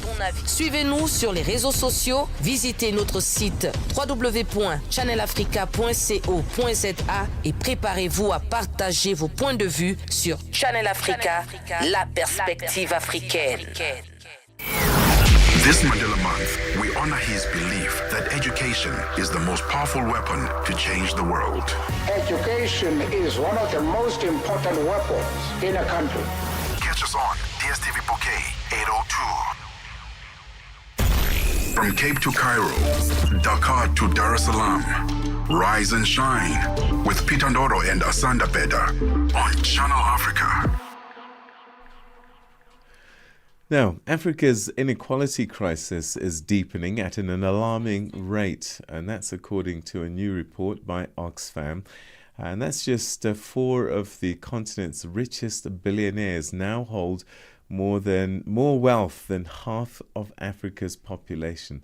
That's 750 million people. Now, the report, launched ahead of the Africa Union mid-year coordination meeting in Malabo, highlights how rising inequality is being fueled by unfair tax systems, declining social spending, and policies that favor the ultra-rich, whilst millions face hunger, unemployment, and worsening public services. Africa's richest continue to see their fortunes grow, and sadly, the poor among us, well, they just get poorer and poorer. You'll hear stories, sadly, even of our heads of state, sometimes being part of this bandwagon. I'm not going to mention the country, but there is one country on the southern west coast of Africa, where the president spent on one yacht, a boat, more than his country's education budget. And that gives you the sense of just how much, and this country is oil rich, and yet this people's citizens are amongst the poorest in the world. And so whilst we often point fingers at the business people, the billionaires, vis-a-vis the population, sometimes, unfortunately, even our leaders across the continent are part of this pervasive problem. But anyway, to help us unpack the findings of this report titled Africa's Inequality Crisis and the Rise of the super rich. We're now joined by Kwesi Obeng, who's an accountable governance lead at Oxfam in Africa. Thank you for joining us on the program, Kwesi. Welcome to the program. Thank you, Peter. All right, so let's begin with this headline figure that's been making waves. 4 billionaires, 4 people, hold more wealth than half of Africa's population. What does this figure really tell us about the state of inequality on the continent today? Well, so thank you very much. For some time now, we've been tracking the scale and the scope of inequality across the world. And each time we also focus on the situation in Africa. And the particular situation of Africa is increasingly unique for many reasons. One is that not only is inequality increasingly becoming extreme, but it's actually accelerating. So the spread and the depth of it continues to expand across the world. Africa is second to only Latin America as the most unequal parts of the world. And as we speak at the moment, more than half of the 50 most unequal countries are on the continent. And you're right, from our data, 4 of the richest men essentially have more wealth than half of the continent's population. And the continent's population is said to be about 1.4 billion. So that's about 700 plus people. Just 4 men. Remember, there's no woman. And so that's really the scale. And it's not just that. In fact, African dollar millionaires account for just 0.02% of the entire population, and yet own nearly a fifth of the region's wealth, whilst the bottom 50% essentially own less than 1%. And as I said, we've seen a particular deterioration over the last 5 years, post the COVID era in particular. So 2 things. One is that African billionaires have increased their wealth, by more than 50%. In fact, 56% over the past 5 years alone. That's from 2020. And again, since 2020, the average income of the richest 1% has increased 2.5 times more or faster than the bottom 50%. So you would see a trend in terms of the acceleration towards deeper inequality. And mind you, the fact is this: inequality is bad not only for the poor, but it's also bad for the rich and for broader society. In fact, and from the empirical data, unequal societies are more secure and safe. In fact, it even hurts not just simply poverty, but actually growth. The growth that we need to be able to create more opportunities, more jobs for particularly the growing numbers of young people on the continent. So that gives you a sense of the scale and why we think it's important for our governments to work together to address this crisis, particularly also the fact that from the UN, no African country is able to meet the 17 SDG goals. We're only 5 years away from Agenda 2030. So what are the main drivers of this inequality? Why are people getting left behind and the rich seem to be getting richer?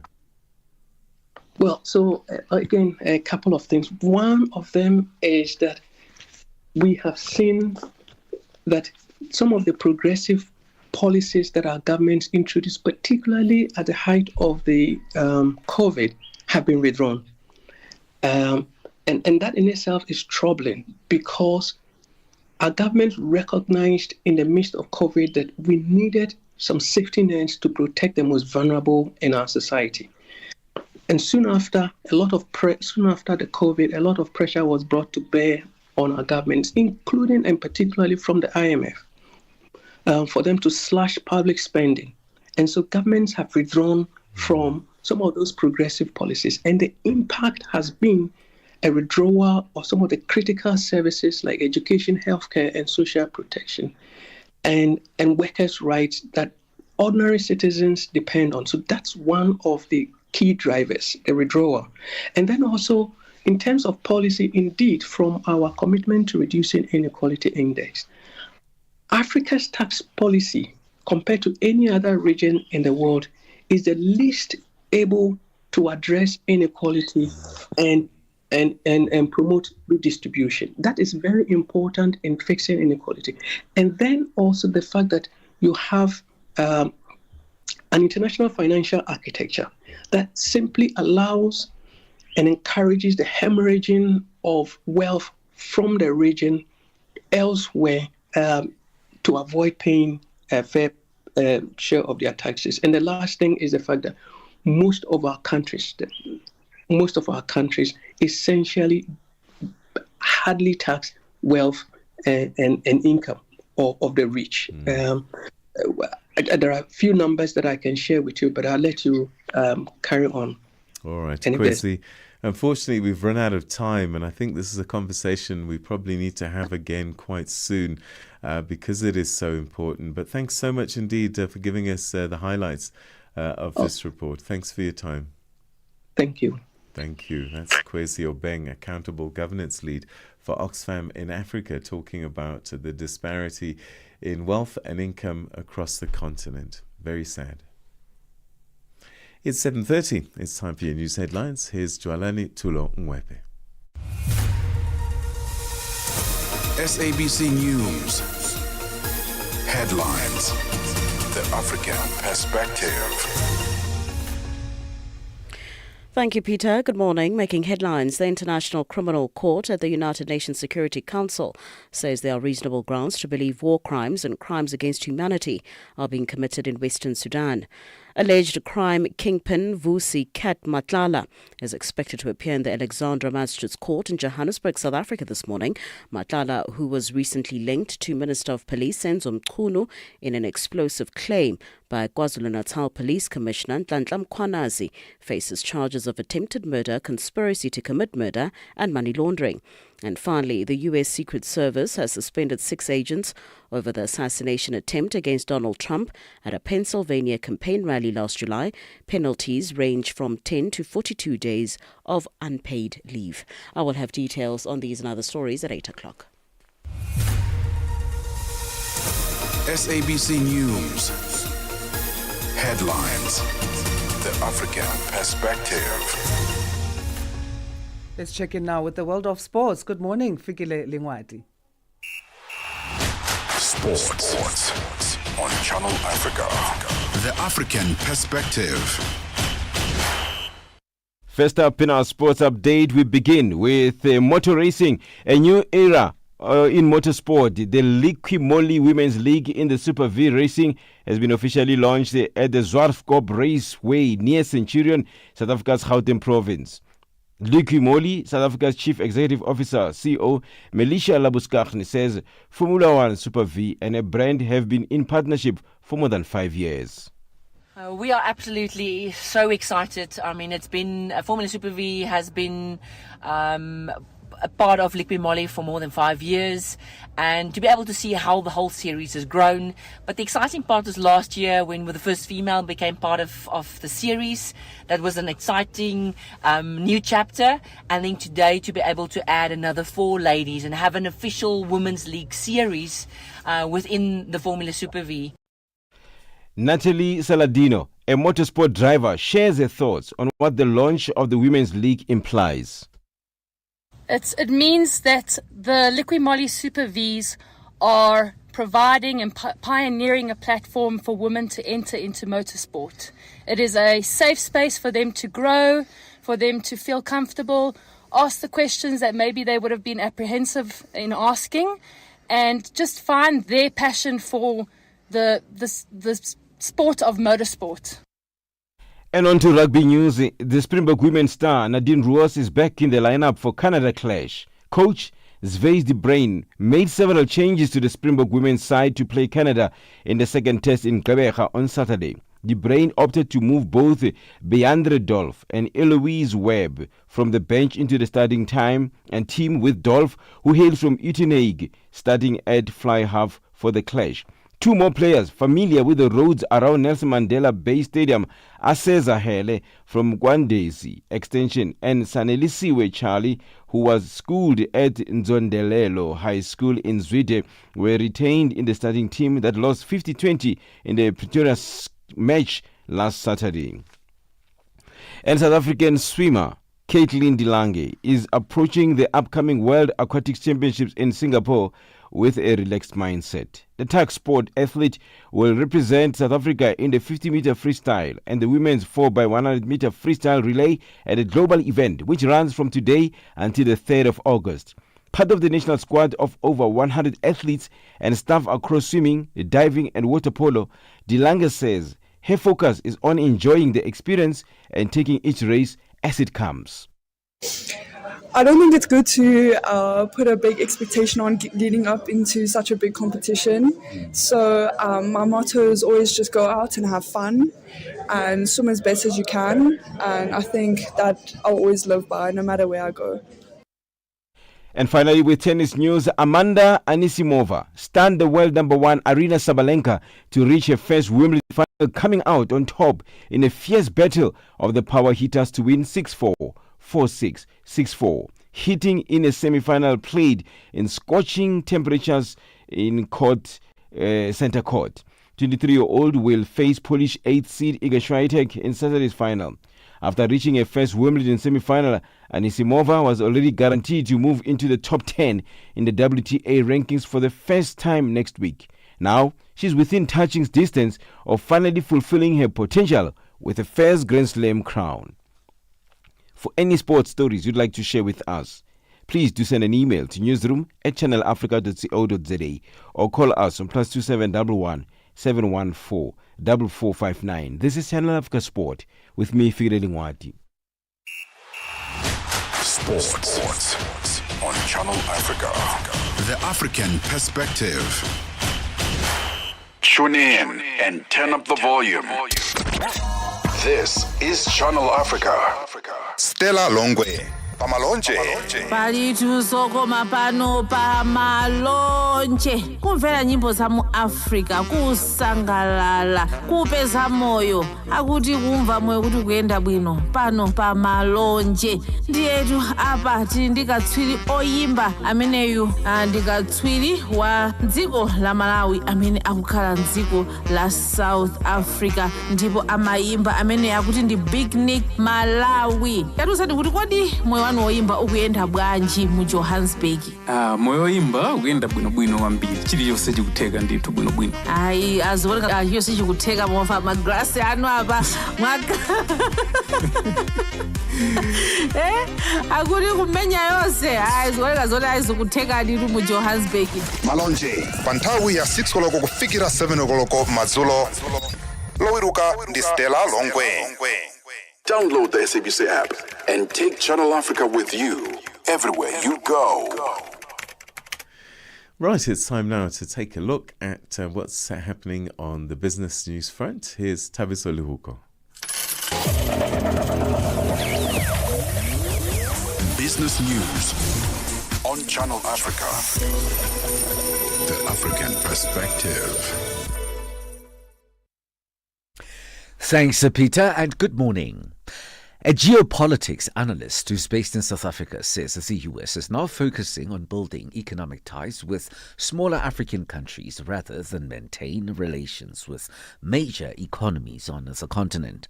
US President Donald Trump hosted leaders of the mineral-rich countries Gabon, Guinea-Bissau, Liberia, and Mauritania, Senegal at the White House this week. This in an effort to strengthen economic ties while fostering trade to counter the growing regional influence of Russia and China. Denise O'Shea, a geopolitics content curator, says the US stands to benefit from the 5 West African nations who have a combined GDP of over $10 billion. A lot of the African observers are saying that while leaving out the big African nations, like Nigeria, South Africa, Egypt, and you're talking to the smaller ones. But you can see from that is a strategy that the United States is trying to communicate across and say we can do without the big nations and we can do with the smaller ones. And you see many of those nations with a combined GDP of just $10 billion or more. It shows that the U.S. is up to something, and we'll continue to see what the U.S. is up to. South Africa's Social Development Minister, Sisisi Tolashe, has sought to give assurance that no beneficiaries' grant will be stopped without a proper process. This as there is an outcry over beneficiaries with alternative income who have been notified to got to the South African Social Security Agency office for review. Delivering her department's budget vote in Parliament, Tolashe says means to root out corruption and review processes in SASSA is underway. This, she says, has already yielded a saving of over 1 billion rand. She called on beneficiaries to report to SASSA office if required to do so. On this note, let me be very clear. We have not stopped or suspended any grant without due process. I wish to appeal to all beneficiaries who have received correspondence to visit SASSA offices and undergo a review process. South Africa's Public Works and Infrastructure Deputy Minister, Sihle Zikalala, says the department has plans to accelerate infrastructure development and construction transformation. The department is currently grappling with numerous challenges, including building hijackers and tender mafias disrupting some of the major government infrastructure projects across the country. Zikalala says that the department's main focus will be revamping state-owned buildings. He says corruption and inflation of the tender process remains major challenges.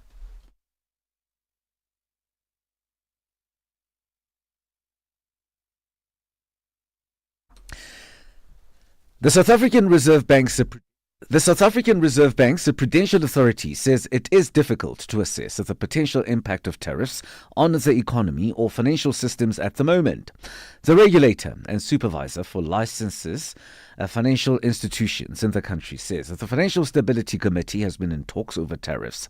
Businesses and exporters are bracing for possible 30% US tariffs on imports from South Africa, set to take effect from the 1st of August. Speaking in Midrand in the Gauteng province following the release of the authority's 2024-2025 financial report, CEO of SARB Deputy Governor Fundi Chazibana says there is a lot that is unknown. So it is easier to estimate the impact of a tariff when you know what is the level, which goods, and from which date, and then it's clear. But we've had these shifts that have happened since Liberation Day in terms of these announcements. One day you have tariffs, then there is a reprieve for a period, and then there's a negotiation. Oil prices fell more than 2%. Investors weighed the potential impact of U.S. President Donald Trump's tariffs on global economic growth. Brent crude futures settled at $68.64 a barrel, down $1.55 or 2.21%. U.S. West Texas Intermediate crude finished at $66.57 a barrel, down by $1.81 or 2.65%. $1 in Nigeria is trading at 1,000 naira 527, Botswana 13.19, Kenya 128 shilling 478, and Zambia 23 kwacha 72. The BRICS countries in Brazil, $1 is trading at 5 ruble 56, Russia 77 rubles 16, India 85 rupees 67, China 71.17, and in South Africa the dollar will cost you 17 rand 75 cents. $1 is trading at 73 pence to the British pound and 85 to the euro. Gold $3,335. Platinum $1,359 per ounce. Brand crude oil $68.88 a barrel. For any business stories you would like to share with us, please send us an email to newsroom@channelafrica.co.za or call us on +2711 714 4459. For Channel Africa Business in Johannesburg, I'm Tabisola Huku.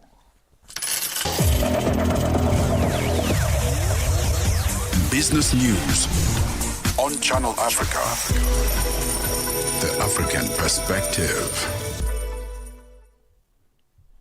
The South African Broadcasting Corporation, SABC Sports, brings you Chasing the Sun, a powerful 5-part documentary series about the country's national rugby team, the Springboks, telling the rousing tale of their path to redemption and ultimate World Cup glory in 2019. Starting 13 July at 7:30 p.m. Central African Time on SABC2, tune in every Sunday for the highs, the heartache, and the heroes that made rugby history. Stream each chapter on SABC Plus anytime, anywhere. No subscription needed. Don't miss Chasing the Sun this Sunday at 7:30 p.m. Central African Time on SABC2. Be there when history shines. Bringing you the energy, news, and good vibes to kickstart your day. This is Rise and Shine on Channel Africa. Malawi's President Lazarus Chakwera has commissioned an $100 million Bakresa Malawi soya extraction and vegetable oil refinery plant in the commercial capital Blantyre, making a major turning point for Malawi's economic future. The Tanzania-based Bakresa Group Limited, which also operates in 9 other African countries, owns the plant. Chakwera said that the plant is expected to reduce Malawi's reliance on imported cooking oil and ease pressure on the country's foreign exchange reserves. Here's George Mhango with the story.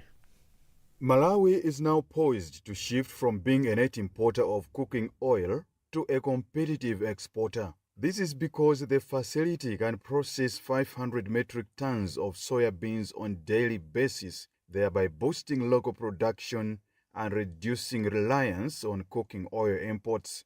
However, Malawi will need to produce at least 150,000 metric tons of soya annually. While the facility's success depends on local farmers increasing their output, it also offers them a guaranteed market and long-term opportunity. During the commissioning, Bakresa Malawi Limited General Manager Venkatesh Rao Patipati complained that the plant's opening had been delayed since 2023 due to forex challenges and bureaucratic bottlenecks. Your Excellency, this is an export-oriented project.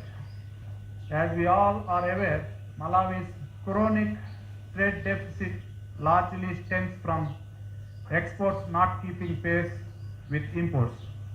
This factory, by processing soybeans produced by our smallholder farmers, can significantly reduce the need to import crude oil.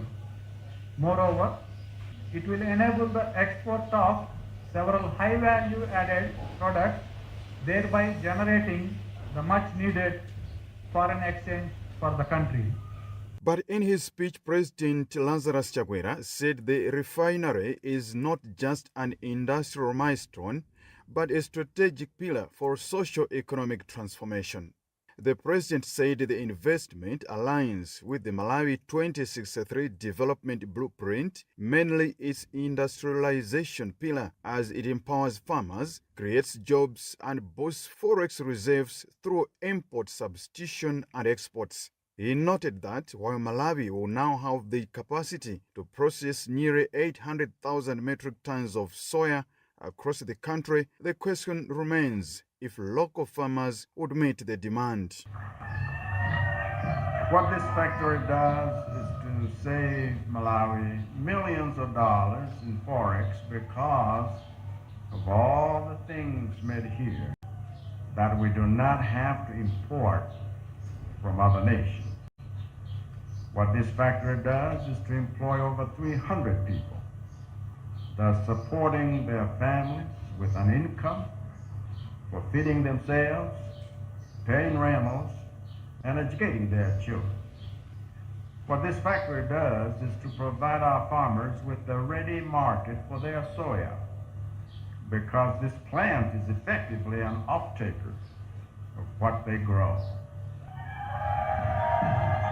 Because as much as 180,000 tons of soya can be supplied to this factory every year.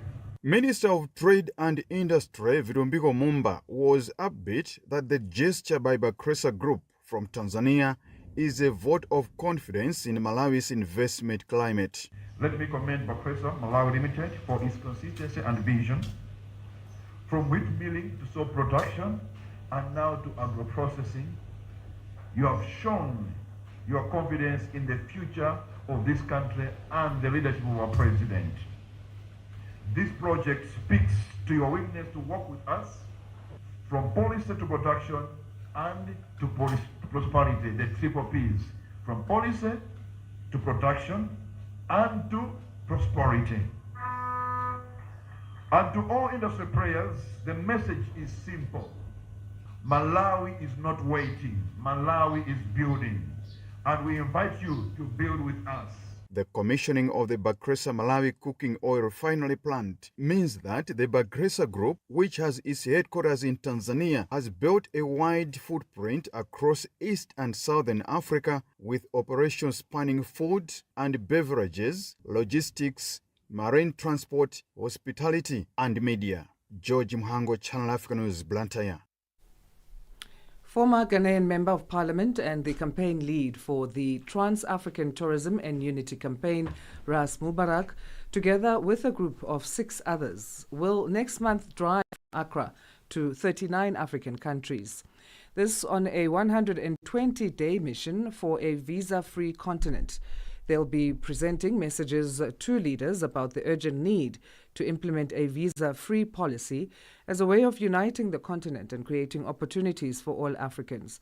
Ras Mubarak joins us on the line now, former Ghanaian Member of Parliament, to discuss this. Thank you so much for joining us, former MP Ras. How are you today? Thank you very much indeed. Good morning and hello to viewers. Very fine. Thanks for asking. How did the Trans-African Tourism and Unity Campaign come about? Let's start there. Okay, so I have friends all over the continent, and every now and then I get complaints about, visa challenges in coming to Ghana simply because their country do not have, reciprocity with our country, and often they've called me to intervene one way or the other. And we thought we might, start taking this thing seriously by championing for a visa-free policy for, all our African brothers and sisters. Because the thing is, we here in Africa struggle to travel to Europe and North America. And the sad thing is when we come to our own continent, we still, have challenges here and there with respect to visa. As you may be aware, the African Union has an agenda of 2063, for all African countries to implement a visa-free policy. But sincerely, we feel strongly that young people in Africa who are looking for opportunities cannot wait up until 2063 when this is fully implemented. So we are embarking on this groundbreaking journey, to wake up our leaders and to tell them that, look, the time is now. Our youth are looking for opportunities to trade, to go for tourism, to travel, and the resources and everything is here in Africa. And the time has come, for us to do it right here in Africa and to build Africa together by opening up the borders. And if we do open up the borders in a visa-less, visa-free manner, certainly will be creating enormous opportunities for our people, especially economic opportunities. What forms part of your proposed plans for this visa-free continent? You talk about opening borders. Yes, indeed. So this is an initiative that also has the full backing of the government of Ghana. And they're going to be reaching out to all the other countries that would be visiting to let their governments know that a team would be coming. And as part of our activities, we want to be able to present, letters to African governments, especially in those countries that we will be visiting. And also regional bodies like SADC and ECOWAS, and even, the mother body like the African Union. When we get to Ethiopia, we would be making a presentation, at the AU headquarters. In Southern Africa, we have written to Excellency, the Executive Secretary of SADC, hoping to hear from the office very soon in respect of submitting a presentation to them for them to have the SADC bloc implementing it, ECOWAS implemented it, the Northern Bloc implemented it, so that together we can grow this enormous and beautiful and rich continent of ours. Talk to us through some of the 39 countries you'll be traveling to, and why particularly these 39 out of our 54 on the continent. You mentioned SADC, ECOWAS. Yes. So we're going to be starting from the west coast of Africa, starting from Ghana into Togo, Benin, then we go to Nigeria, then Cameroon in Central Africa, Equatorial Guinea, the Central African Republic. For the SADC region, we're looking at countries such as South Africa, Namibia, Zimbabwe, Botswana, Lesotho, Eswatini, etc.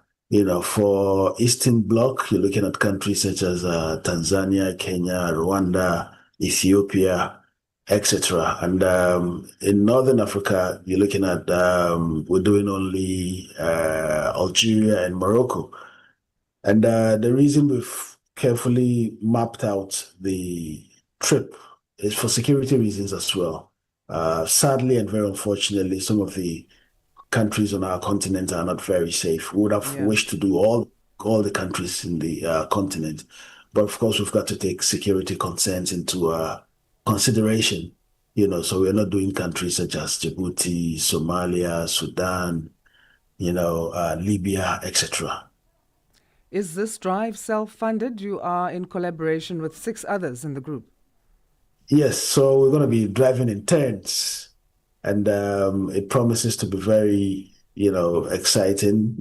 We know there may be challenges on the way, especially if you know the Congo very well. The Congo has one of the most terrible roads in all of the continent of Africa, in spite of the enormous wealth, in the Congo. And we just want to experience this, but also showcase, to African brothers and sisters, the beauty of the continent. For instance, the Ghana Broadcasting Corporation has reached out to us, and they want to send a crew, with us throughout the journey so that they can also broadcast and compile, videos, features, documentaries, etc. So we're quite excited and inviting, all media who may be interested to join us, at one point or the other. There are some who may want to join us, like our friends from Nigeria. They want to join us into Central Africa, obviously logistical challenges, etc. And there are those who join us for the, West Africa leg. Why do you believe that now, more than ever, African governments need to urgently implement a visa-free policy, and what should they do to accelerate efforts within this regard? Well, that's a very good question. If you look at the global economy, it is constricted.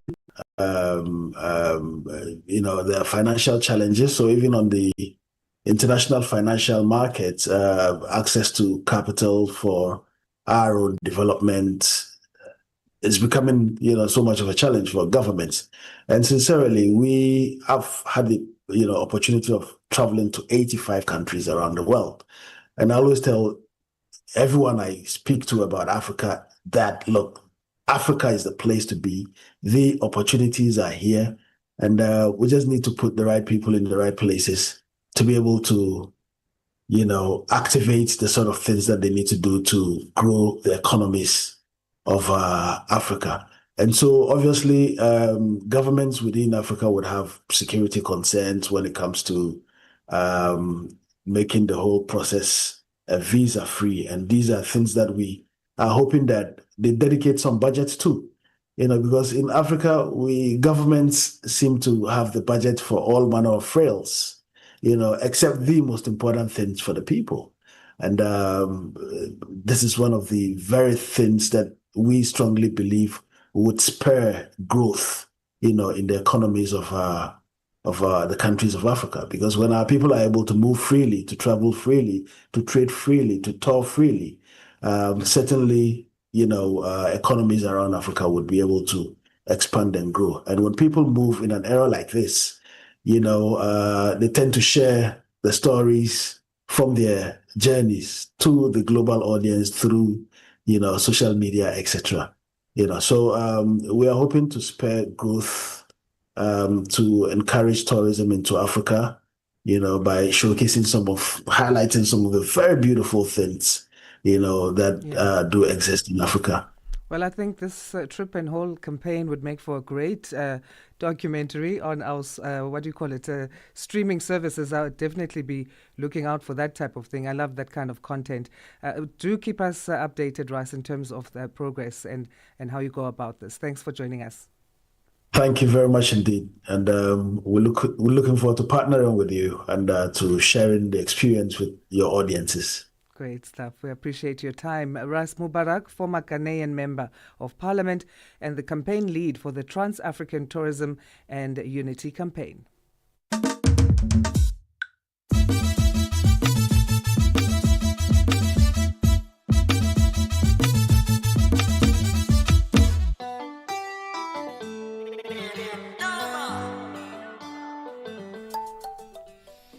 It's 8 o'clock Central Africa time, and you're listening to Rise and Shine right here on Channel Africa Radio, where we bring you the African perspective, streaming live on the internet, www.channelafrica.co.za.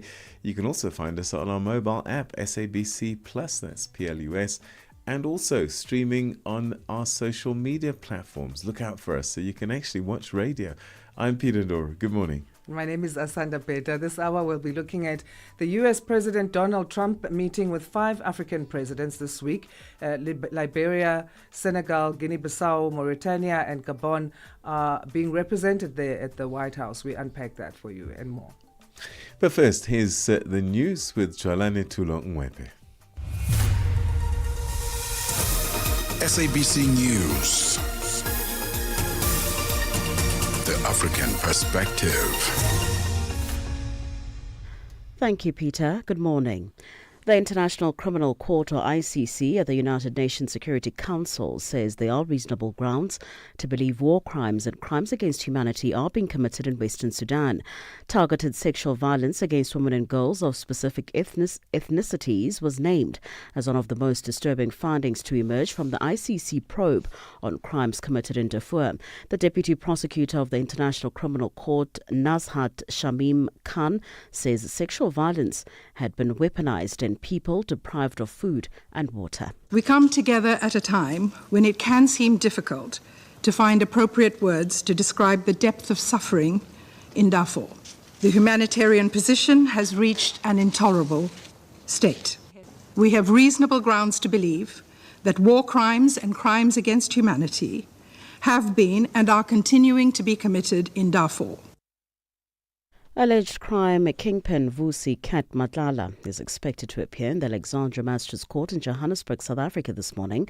Madlala, who was recently linked to Minister of Police Senzo Mchunu in an explosive claim by KwaZulu-Natal Police Commissioner Nhlanhla Mkhwanazi, faces charges of attempted murder, conspiracy to commit murder and money laundering. Neria Hlakotza reports. Vusi Madlala remains in the Hosimampuru Cimex prison awaiting trial. It is alleged that his former partner was in a car when unknown hitmen fired at her, her friend and their driver. She escaped unharmed. However, her friend sustained injuries. Madlala has been under the spotlight after KwaZulu-Natal Police Commissioner Nhlanhla Mkhwanazi alleged that he has strong connections with senior police officials. Meanwhile, National Commissioner of Correctional Services Mahoti Tobagale has warned that there will be consequences for unit managers overseeing prisons where contraband, including drugs, cell phones and counterfeit goods have been confiscated. Tobagale was speaking to SABC News during a prison raid at the Westville Correctional Centre in Durban last night. The raids aim to maintain order, ensure safety and crack down on illegal activities within the facility. Narcotics, including mandrakes, dacha, ecstasy, ecstasy were among the items found in the raid. Several bottles of traditional beer were confiscated and cell phones and sharp objects were also seized. Kenya's public prosecutor says a police officer will be charged with the murder for the death of a bystander he shot at close range 3 weeks ago. Boniface Kariuki was shot dead at a demonstration in Nairobi. His death sparked huge public anger. The BBC's Axia Wandera has the story. Kariuki, a 22-year-old who sold face masks on the streets, sustained critical head injuries and spent nearly 2 weeks on life support before being declared brain dead and later confirmed dead. Constable Masinde has been ordered to undergo a mental assessment ahead of a formal plea. Kenya's chief prosecutor has dropped charges against a second officer, citing lack of evidence.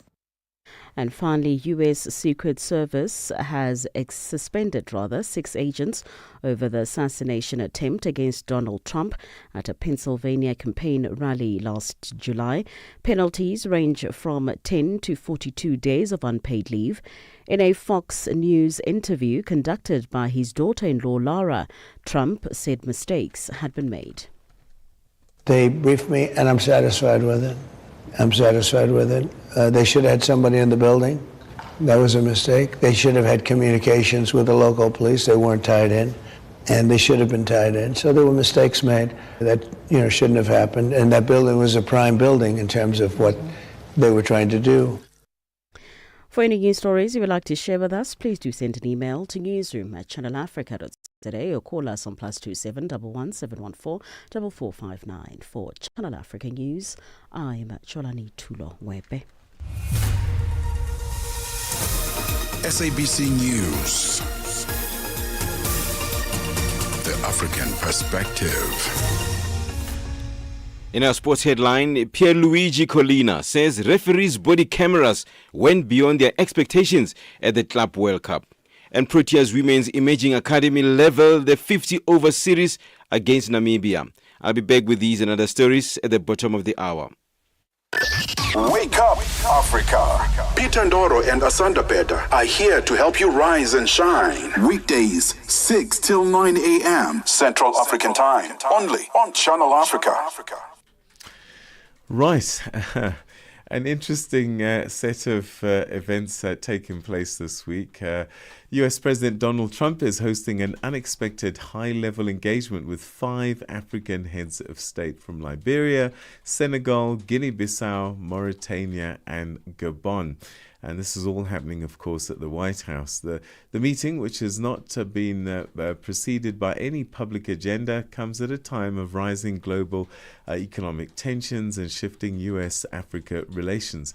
Just days ago, Donald Trump's administration imposed a steep 30% tariff hike on South African exports, a move that has alarmed analysts across the continent, with many viewing this as part of a broader pattern of protectionism and transactional diplomacy.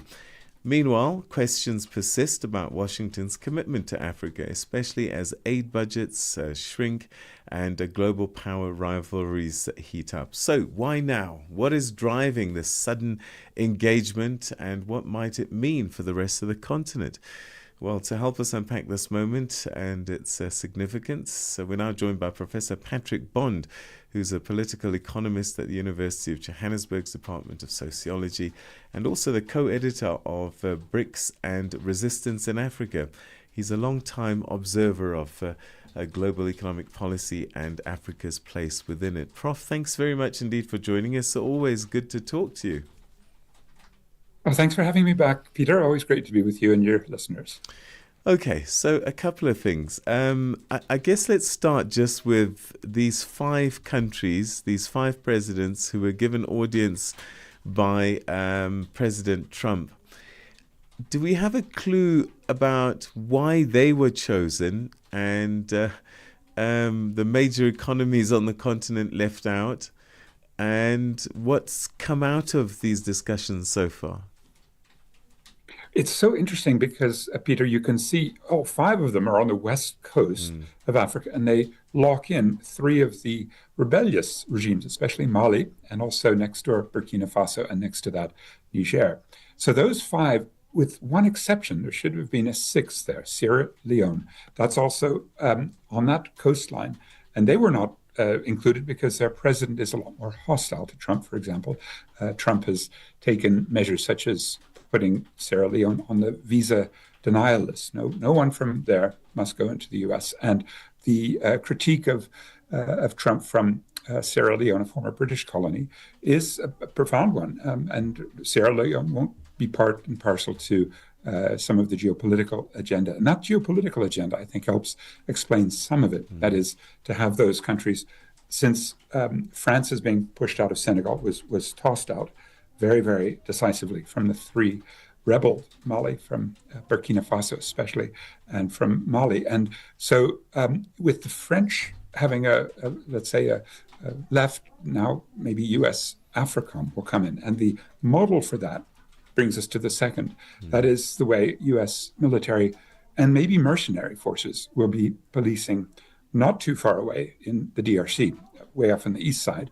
And that deal, we're still looking for the finer grained, crucial information, like what kind of minerals are going to be exchanged for the imposition top-down of the whatever peace between Rwanda and the DRC.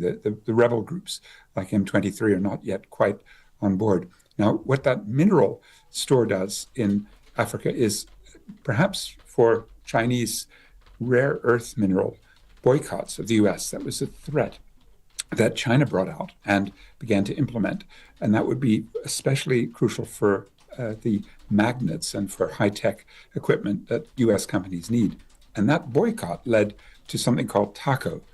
Trump always chickens out because he immediately, having had that threat wielded, went back to the negotiating table with the Chinese and did some sort of deal. Again, the details not clear. We've only seen really details on Britain and Vietnam as trade deals.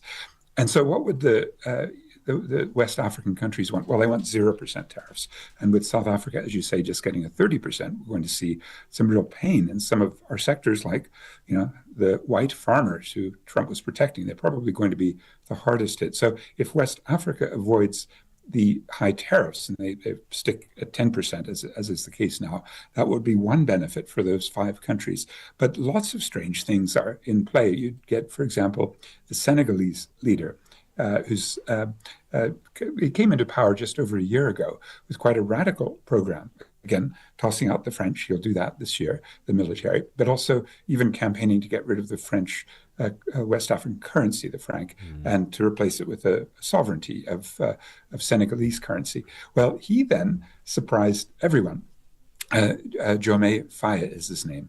And he is a young, very aggressive and fresh face on the political scene, suddenly offered Donald Trump a golf course branded. And he said, look, we're going to have New York to Dakar 6 hours, and you can come from Dubai to Dakar, you can come from London to Dubai. So 6 hours. And Donald Trump, maybe we need one of those. Let's get Donald Jr. and Eric on that. You see what kind of chaos is in the works, where the divide and conquer and the flattery seems to work. In our case in South Africa, May 21, a meeting, same kind of narrative, come and play golf with us, didn't work. And we saw that then this week with the high tariffs. Okay, and we're going to talk about the tariffs a bit more. Some people might say that Donald Trump is about transactions, and it looks as if he's trying to engage Africa. But perhaps anecdotally, I think he gives us clues. He was sitting with these 5 presidents. The Liberian president speaks, and then he says, "You speak such good English," not realizing, of course, that Liberia has been English speaking since 1847, since former American slaves went back to the continent. What it tells me is that he has no clue where Liberia is and how related Liberia is to the United States history. Does he actually even know what his policy to Africa is? It's such a good question, because Boakai, the president of Liberia, was sort of a bit taken aback, you could see, when he was asked in this patronizing way, where did you learn your English? Well, where did Donald Trump learn his even his economics? It's a very interesting question because I happen to go to the same university, the University of Pennsylvania's Wharton School. And they really, I remember so well, they had one message for us all. And whether that was in 1968 when Donald Trump graduated or in 1985 when I left, I was in the master's program. And it was a very sort of silly message, but it was one that was drummed into us all the time. And it's from a film called Wall Street. It's called Greed is Good. Gordon Gekko, the star, played by Michael Douglas, is saying, we want to take and grab and steal. Now, that's the case for what I think is the trade relationships that come from this. Because if you do what we could call the natural capital accounting, that is to say, Peter, you actually assess how much you're giving up in permanent wealth from resources that are non-renewable minerals, the rare earth elements, or it might be for Senegal, they seem to have a bit of oil and gas offshore. So you give up those, you're giving up your country's future, your future generations won't have them. And to me, that's the most tragic part of all of our discussions on tariffs, which is African countries have had a neo-colonial relationship with Europe. And then China has come in, and they're also interested in these raw minerals, and they provide back cheap manufactured goods, the way Europe and the US did. Now the US seems to think, well, if French mining houses and oil companies, uranium, if they're not there, we should go in there. And Trump has constant discussions with big corporate executives. And I think in a way, that's what the real message is. If Donald Trump learned anything about West Africa, it's that there's some very big stocks of minerals, and especially things like manganese and lithium and some of the there's a bit of uranium, of course, but particularly the areas in the new economy where China seems to have locked up so much because of the absence of real U.S. Concern.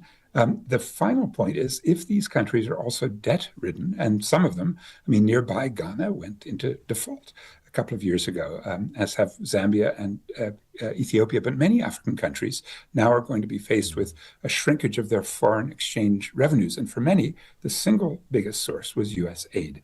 And that is the case, I think, with these five. I haven't looked at each of their dependencies on U.S. aid, but the new stats this week came out in The Lancet, which is the leading medical journal, and the absolutely shocking impact of U.S. aid cuts on emergency food aid in Sudan or in AIDS medicines here in South Africa, especially in the climate resilience and climate mitigation and the loss and damage, all of those processes that are now down to zero because Trump is so hostile to these. I mean, we have much less foreign exchange in Africa to repay debt. So I'm pretty sure going to find some real stress by the time Cyril Ramaphosa hosts the G20 here in November. I'm guessing Donald Trump won't be there. And one of the key things that Ramaphosa has promised Africa, African Union, a member of the G20, we'll deal with debt. We've put our best man, Trevor Manuel, on the job. And yet now it's absolutely impossible. So it's probable that these five leaders know that. And that's one of the things behind the scenes that they're talking to Marco Rubio about, which is, can the U.S. put more influence, because it's so strong in the IMF and World Bank, on some sort of debt relief in exchange for this geopolitical and mineral extractive process? What message do you think these five presidents are sending by accepting this invitation to the White House, and also just how the conversation has played out? Donald Trump wasn't even shy to talk straight away, top line, about the country's minerals. What message are these five presidents sending out, do you think? Well, Peter, I fear that they got the original marching orders from Pretoria, by which I mean when South Africa had bowed down instead of fighting back. An example of fighting back is Brazil. Lula da Silva, the president there this week, saying, you put 50% tariffs on me because we're prosecuting a coup monger, Jair Bolsonaro. We'll put 50% on your goods. And in the case of Brazil and the U.S., they have a surplus there.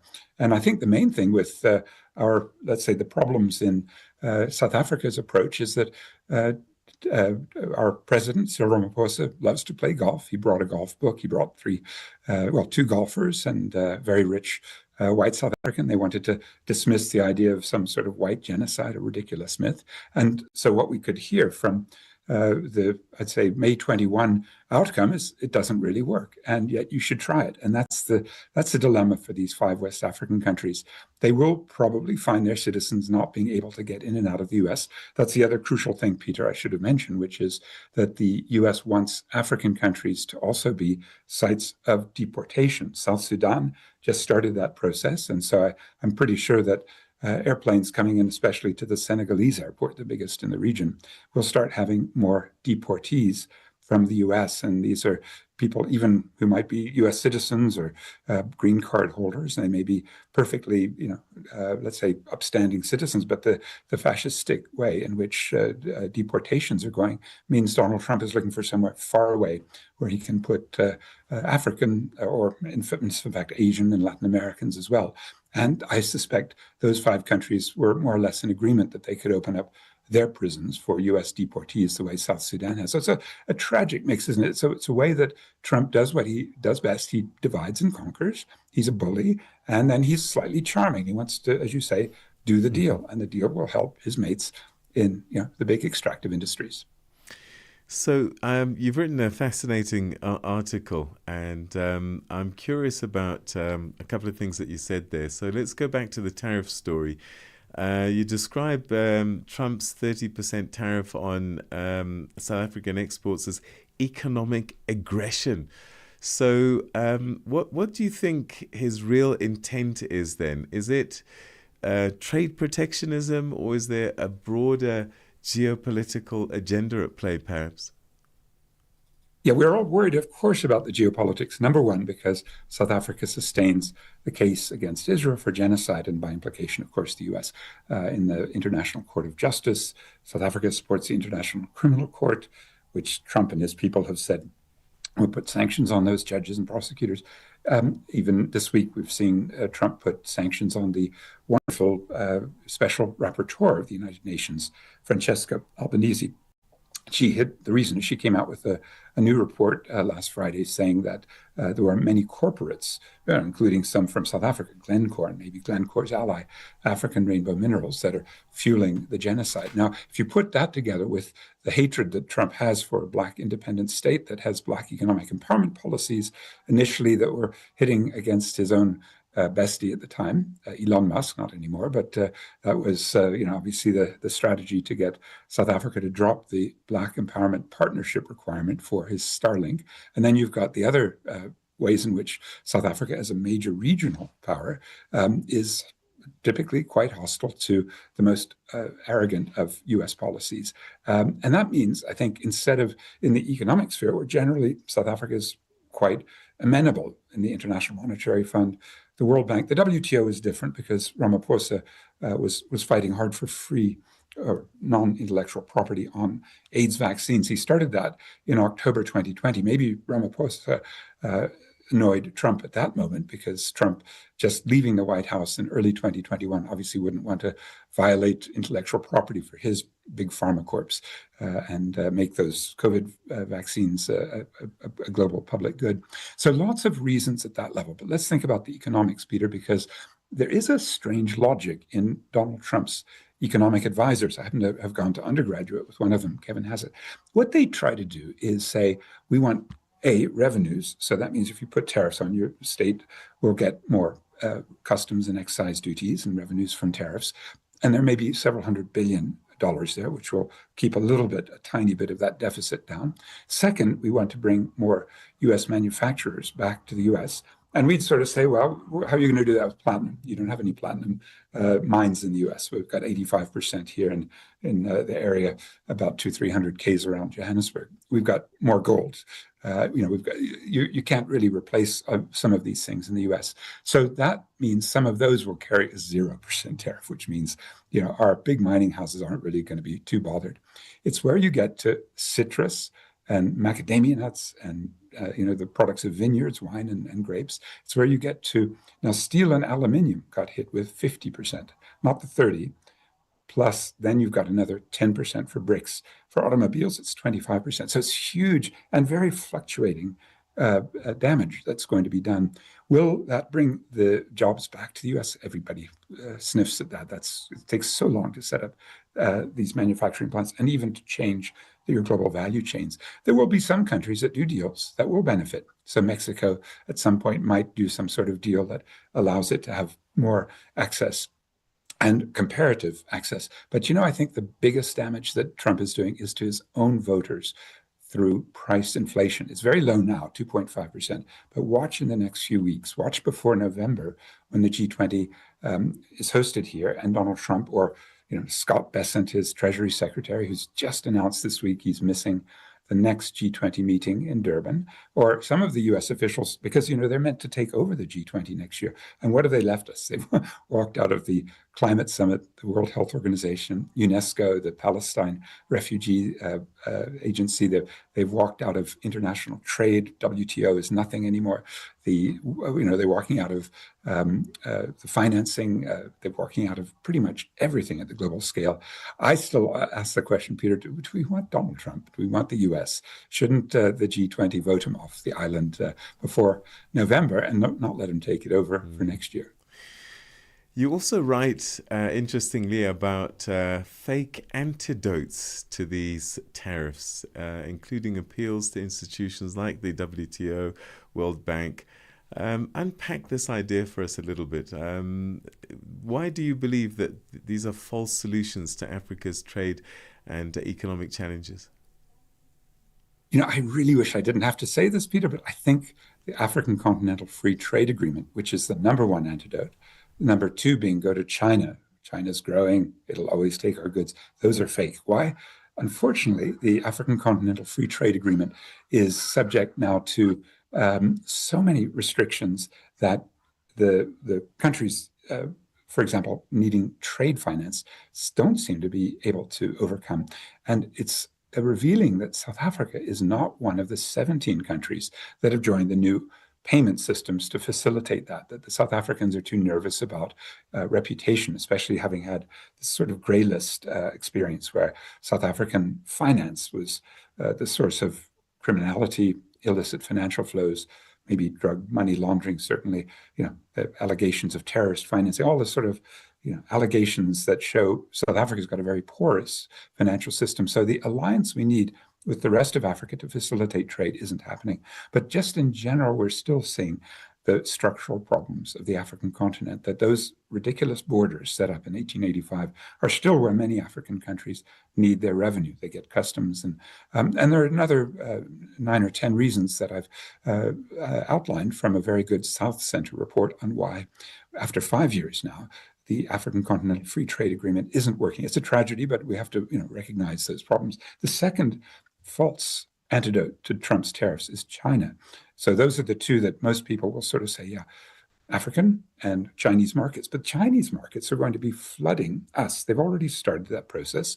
We have a very strong International Trade Administration Commission, which is our tariff setting body. And the leader of that, Ayabonga Kawe, is a very effective bureaucrat, as far as I can tell. And as soon as complaints come in that there's dumping, meaning the Chinese will sell products here below cost, and especially if you add some, costs of the environment or the shipping and all of the kinds of costs that are environmentally important, or lack of trade unions, all those sorts of things. And I think the dilemma, since Donald Trump doesn't want Chinese goods, China has this huge productive capacity. It's overcapacity in pretty much every sector. Well, every country in the world is going to have the displacement of this trade war. And that means China won't necessarily take more goods. It might take more raw materials, but mostly we're going to see the end of our clothing, textile, footwear, appliances, and electronics, and all the sort of industries that were so hard hit in the 90s by trade liberalization. I fear that's why China will be a genuine antidote to the Trump tariffs. It's just going to be exporting to us instead. You mentioned China, and you also warn about this growing reliance on BRICS, and you suggest that this perhaps isn't a genuine alternative for Africa. Talk us through that. Well, yes, I'm a long-standing critic of BRICS, not because we don't need BRICS. We need a de-dollarization alternative. We need a bloc that says, we don't let the Federal Reserve print money or raise interest rates at no cost. The term for that, Peter, is the exorbitant privilege, the privilege that the U.S. Federal Reserve, the money printing agency that sets the interest rates, they have to bail themselves out. So they did that in 2008, 9, 10, 11. They did it in 2020 to 22. And then what you find, especially the countries I mentioned that went bankrupt, Ghana, Zambia, Ethiopia, and many others, including South Africa, under pressure with higher interest payments. And the reason is the Fed put the interest rates up. So on record, I would love to have a BRICS that could stand up and have a genuine contingent reserve arrangement alternative to the IMF. That's been advertised. We needed it. We didn't have it. It doesn't exist. So we went to the IMF here in 2020, and the result is a much shrunken state. Now, the BRICS in Africa have largely been extractive, but there are 2 new members. And here's the other contradiction, Peter. They're not very evenly arranged. So those are Ethiopia and Egypt. They came in a year and a half ago. And then their foreign ministers, it's again tragic, but we have to admit it, they've wrecked the BRICS foreign policy system, which means that in New York in September, and then in Rio de Janeiro in April, and then again at the meeting at the beginning of last week, earlier this week, we found that the Egyptian and Ethiopians went against South Africa on a simple and very important question.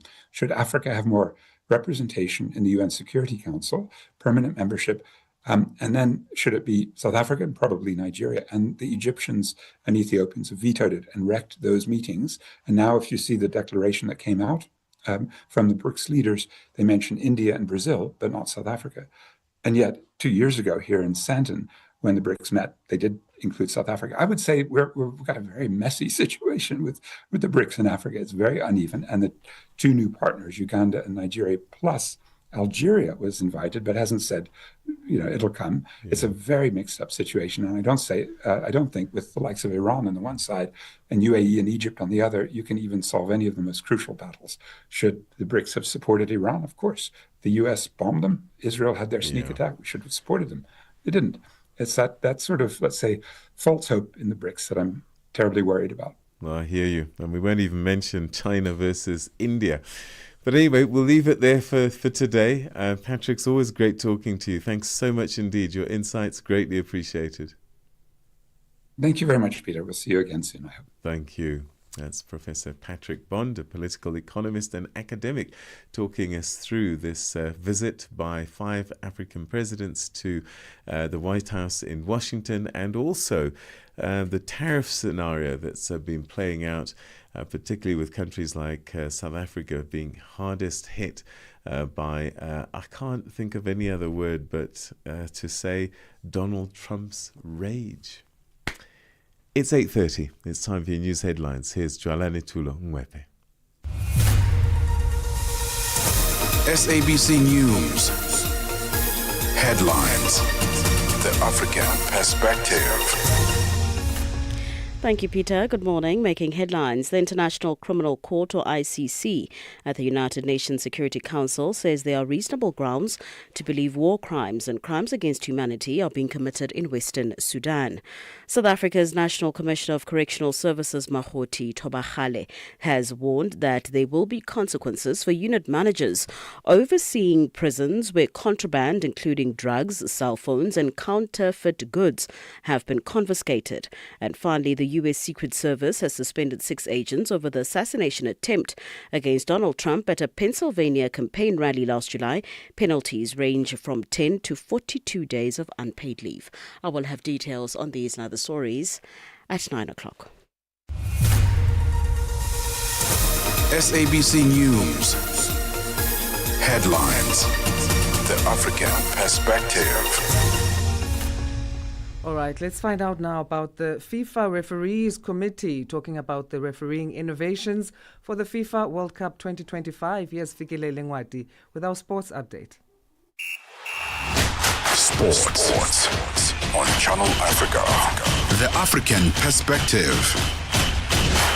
Good morning, Asanda. We kick off with football news. The chairperson of the World Football Governing Body FIFA Referees Committee, Pierluigi Collina, says he is very happy with the refereeing innovations introduced at the FIFA Club World Cup 2025, including body cameras for referees, advanced semi-automated offside technology, and the new 8-second rule aimed at cutting down time wasting by goalkeepers. The inaugural edition of the new 32-team tournament was the first FIFA competition to feature body cameras, and Colina says they have received a positive reception. The trial aimed to explore whether the new camera angle can improve the experience for those watching on television and online by showcasing the referee's perspective.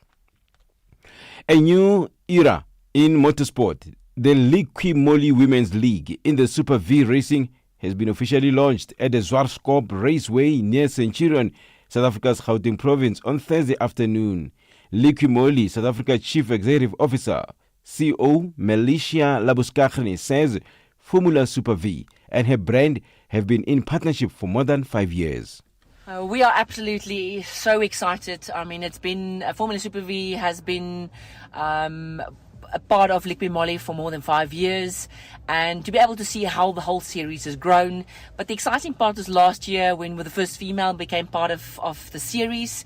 That was an exciting new chapter, and then today to be able to add another 4 ladies and have an official Women's League series within the Formula Super V. Natalie Saladino, a motorsport driver, shares her thoughts on what the launch of the Women's League implies. It means that the Liqui Moly Super Vs are providing and pioneering a platform for women to enter into motorsport. It is a safe space for them to grow, for them to feel comfortable, ask the questions that maybe they would have been apprehensive in asking, and just find their passion for the sport of motorsport. Now, rugby news. Springbok women's star Nadine Roos is back in the lineup for Canada clash. Coach Svais de Bruin made several changes to the Springbok women's side to play Canada in the second test in Gqeberha on Saturday. De Bruin opted to move both Beandre Dolph and Eloise Webb from the bench into the starting team, with Dolph, who hails from Uitenhage, starting at fullback, and Webb, a Nelson Mandela University alumnus from East London, running out at fly half for the clash. 2 more players familiar with the roads around Nelson Mandela Bay Stadium, Aseza Hele from Mugwandezi Extension and Sanelisiwe Charlie, who was schooled at Nzondelelo High School in Zwide, were retained in the starting team that lost 50-20 in Pretoria last Saturday. Let's end with tennis news. Amanda Anisimova stunned the world number 1 Arina Sabalenka to reach her first Wimbledon final, coming out on top in a fierce battle of the power hitters to win 6-4, 4-6 and 6-4. For any sports stories you'd like to share with us, please do send an email to newsroom@channelafrica.co.za or call us on +2711 714 4459. This is Channel Africa Sport with me, Fikile Lungwati. Sports on Channel Africa. The African perspective. Start your day right with Channel Africa Breakfast. That smells delicious. Live, 5 days a week.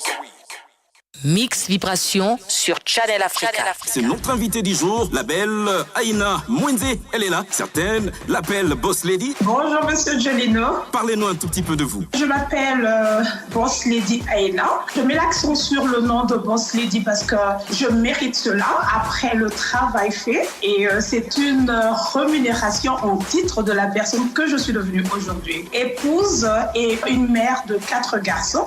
Et voilà ce que je peux dire pour l'instant. Et vous vous êtes lancé dans le business, comment c'est venu? En tant que mère et se retrouvant dans les pays étrangers, particulièrement en Afrique du Sud, je me disais que laisser les enfants sur la charge des travailleurs ou d'une bonne, ça serait pas très intéressant. Je me dis, je dois essayer de m'organiser et trouver un emploi que je peux faire. Mix Vibration, tous les dimanches de 18h à 19h, temps universel. From Cape to Cairo, Dakar to Dar es Salaam, rise and shine with Peter Ndoro and Asanda Beda on Channel Africa. Let's get a final look at business news for Rise and Shine with Tabiso Lehuko.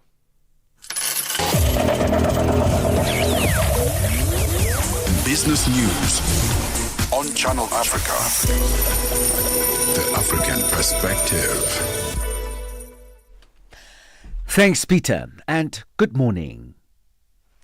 Botswana will allow its Pula currency to depreciate by 2.76% over the next year, a faster rate than previously announced. This as Botswana's economy is under pressure because of a prolonged downturn in the global diamond market. The country reviews its exchange rate twice a year. They adjust it upwards or downwards through a crawling band exchange rate regime, under which the Pula is pegged to a basket of currencies, including the South African rand. Botswana has long been seen as one of Africa's economic success stories. South Africa's Social Development Minister, Sisi Sitolashe, has sought to give assurance that no beneficiary's grant will be stopped without a proper process. This as there is an outcry over beneficiaries with alternative income who have been notified to got to the South African Social Security Agency office for review. Delivering her department's budget vote in Parliament, Tolashe says means to root out corruption and review processes in SASSA is underway. This, she says, has already yielded a saving of over 56 million US dollars. She called on beneficiaries to report to a SASSA office if requested to do so. On this note, let me be very clear. We have not stopped or suspended any grant without due process. I wish to appeal to all beneficiaries who have received correspondence to visit SASSA offices and undergo a review process. South Africa's Public Works and Infrastructure Deputy Minister, Sihle Zikalala, says that the department has plans to accelerate infrastructure development and construction transformation. The department is currently grappling with numerous challenges, including building hijackers and tender mafias, disrupting some of the major government infrastructure projects across the country. Zikalala says that the department's main focus will be revamping state-owned buildings. He says corruption and inflating of a tender process remains major challenges. Currently, there are even investigations about the lease and some contractors who are building for the department. We have instituted investigations to those areas where there are elements of inflated price. But we have gone further to say, let us build a capacity internally to be able to assess the value of projects that we are implementing. Egypt's central bank has kept interest rates unchanged, on pausing a trend of rate reductions despite inflation rates easing. As the bank's Monetary Policy Committee held the overnight deposit rate at 24% and the lending rate at 25%. Egypt's headline inflation dropped to 14.9% in June from 16.8% in May, after peaking at 38% in September 2023. The S&P 500 and Nasdaq registered record closing highs, and Nvidia's market value closed above $4 trillion for the first time. On one hand, the Brazilian real recovered some losses following U.S. President Donald Trump's announcement of a 50% tariff on the country's goods, also helping Wall Street. Shares of Delta Airlines jumped 12% after it forecast third quarter and full-year profits above analyst estimates. $1 in Nigeria is trading at 1,000 naira 527, Botswana 13 pula 19, Kenya 128 shilling 478, and Zambia 23 kwacha 72. The BRICS countries in Brazil, the dollar there will cost you 5 real 56, Russia 77 rubles 16, India 85 rupees 67, China 7 yuan 17. And in South Africa, the dollar will cost you 17 rand 75 cents. $1 is trading at 73 pence to the British pound and 85 to the euro. Looking at commodities, gold is trading at $3,335 and platinum $1,359 per ounce. Brent crude oil is at $68.88 a barrel. For any business stories that you would like to share with us, please send us an email to newsroom@channelafrica.co.za or call us on +2711 714 4459. For Channel Africa Business in Johannesburg, I'm Tabisolo Hoko.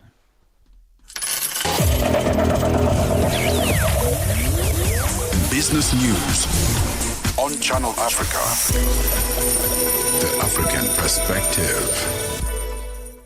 The South African Broadcasting Corporation, SABC Sport, brings you Chasing the Sun, a powerful 5-part documentary series about the country's national rugby team, the Springboks, telling the rousing tale of their path to redemption and ultimate World Cup glory in 2019.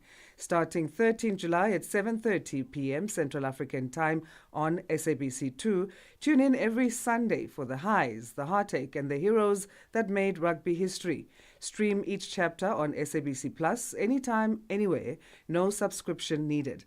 Don't miss Chasing the Sun this Sunday at 7:30 p.m. Central African Time on SABC2. Be there when history shines. Your morning companion with the stories that matter. This is Rise and Shine on Channel Africa.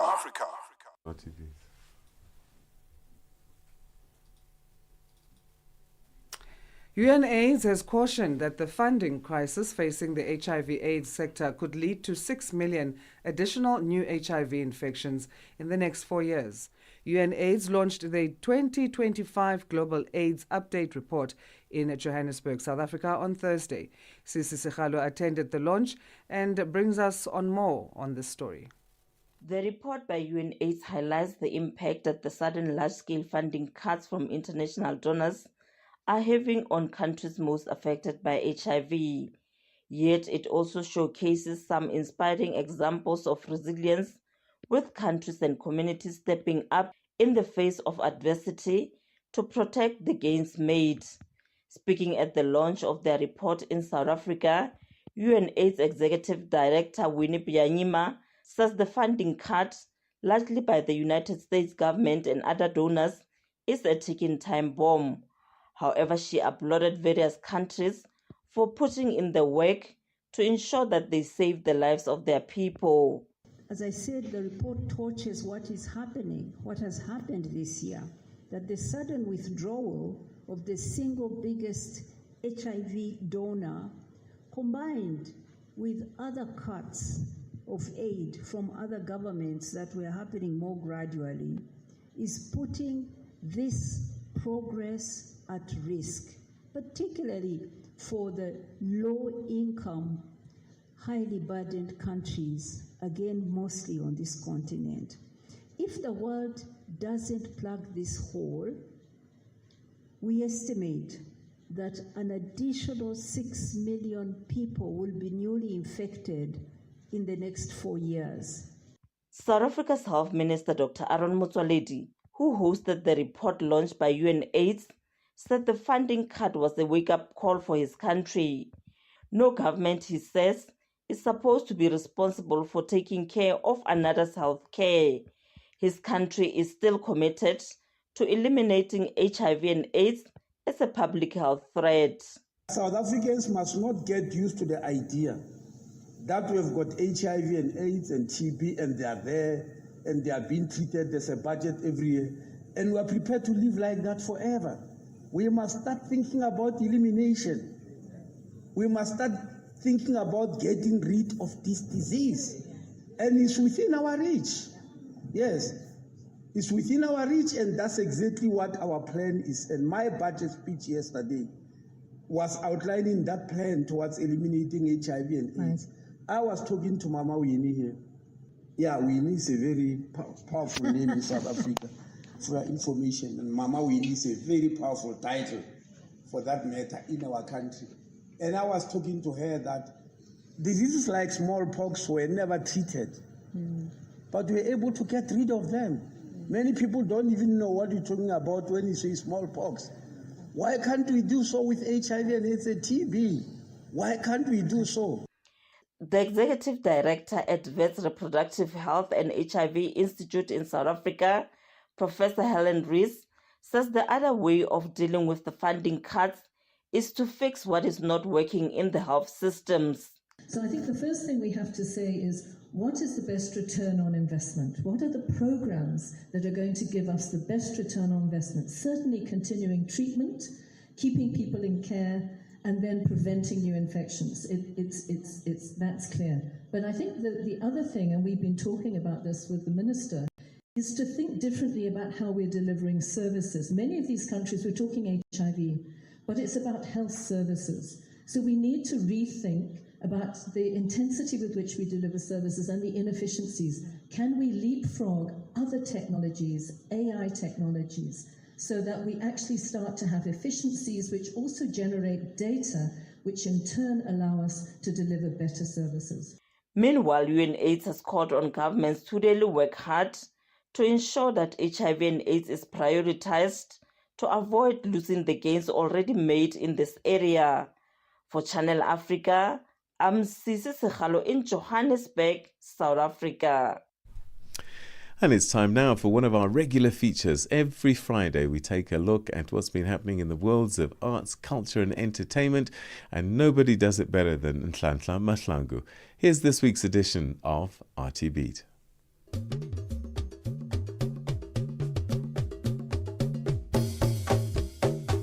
Welcome to this week's African RT Beats exclusive to Channel Africa, The African Perspective. I am Nhlanhla Mahlangu. In this week's segment, South Africa's senior street dance group wins gold at the 2025 Dance World Cup in Spain, and Pemba Island is set to host the second edition of the Swahili Cultural Festival.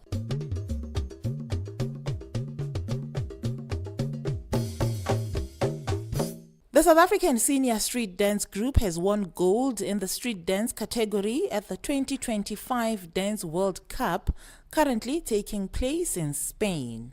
The Dance World Cup is often referred to as the Olympics of dance, with each country having only 4 spots available per age group and a genre at the World Finals. This prestigious competition draws over 9,000 of the world's top dancers from 60 countries, each representing their nations at the world-class event. The competition continues until the 12th of July.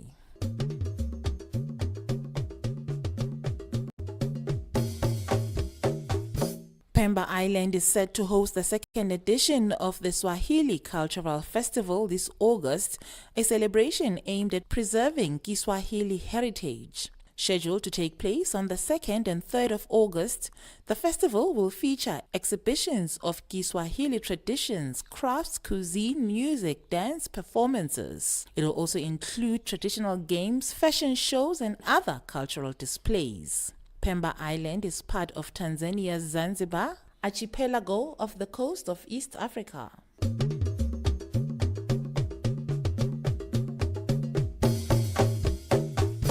South Africa is a nation of stories, and some of the most flavorful ones are told through food. As one of the country's well-known kitchens celebrates 30 years of service, we trace the changing taste of a nation through the reflections of a chef who's seen it all unfold. Channel Africa's Lebogang Mabange has the story. Every country has a cuisine, but in South Africa, food is more than just culture. It's memory, transformation, and connection. It's been 3 decades of shift and seasoning, from the comfort of buttered fish and slab chips to a growing appetite for fresh global flavor. The South African plate has changed. Head chef at Ocean Basket, Aled Kilshinman, says the evolution has been slow, steady, and deeply influenced by what's happening outside the kitchen. Over the past 30 years, South African food preferences have gradually evolved to reflect a stronger awareness of health, nutrition, and global food trends. Several major shifts have taken place, and it was all influenced by urbanization, rising health concerns like obesity, diabetes, hypertension, all big ones, right? The growth of the middle class and increased exposure to global media. And travel, if you can imagine, back in the 90s, there was no internet.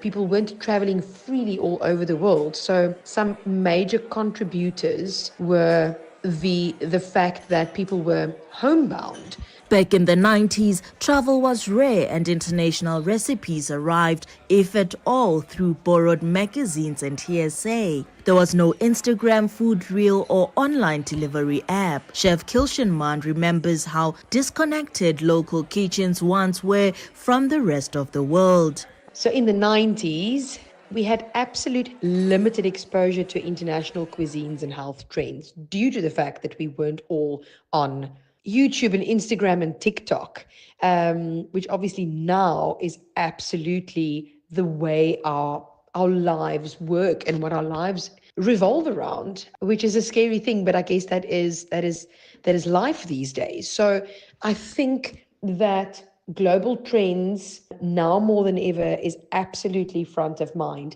We are constantly reminded of what the rest of the world is doing. And still, even as trends came and went, something held firm. The soul of South African food remained deeply tied to its people, to its mix of histories and homes. Chef Kilshanman calls this the heartbeat of our food culture.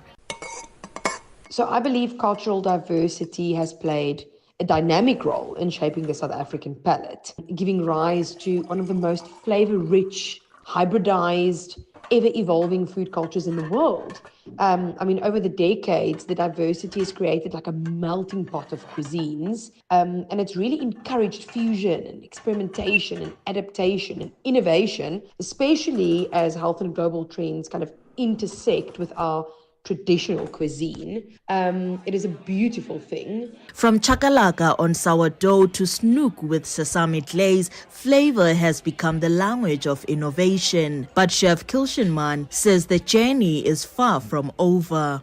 In the next decade, the South African food culture and food scene is going to see an extremely exciting kind of layered evolution of food. I think we are extremely deeply rooted in heritage and bold flavor, but the next decade will likely be shaped by technology, climate change, and global food trends, as I've mentioned, and generational values. I'm quite excited to see where it goes, and I know that there's already a kind of a push for traditional but with a twist. As plates continue to change, one thing remains. Food will always tell the story of who we are, where we've been, and where we are going. That was head chef Alet Kilchman speaking to Channel Africa's Lebogang Mabangi. That's it from this week's African RT Beats. Until next Friday for Channel Africa, I am Nhlanhla Mahlangu in Johannesburg.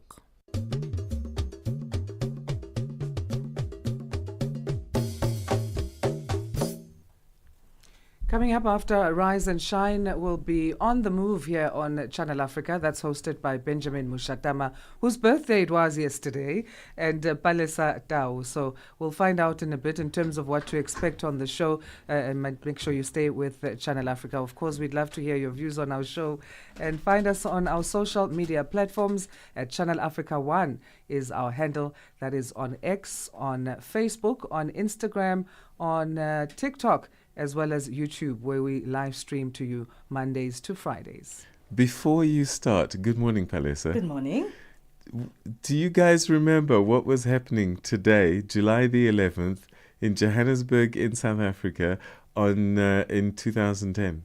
2010. July 11, 2010. Yes. The World Cup? Yes. Yay. World Cup final happened I'll tell today. you a fun fact about the World Cup final. I was actually one of the volunteers for the World Cup. And I was working at the Soccer City Stadium during the final. Wow. And I was so close when, they won. Yes, the Spain. confetti fell on me. Aha! There you go. What were you doing? What were you working as then? Well, back then I was still studying sports management. So I've had many lives, guys. Sure. Wow. Fantastic, man. Wow. All right. So in the first hour of today's show on The Move, when was the last time you saw some of your friends, like really spend time with them?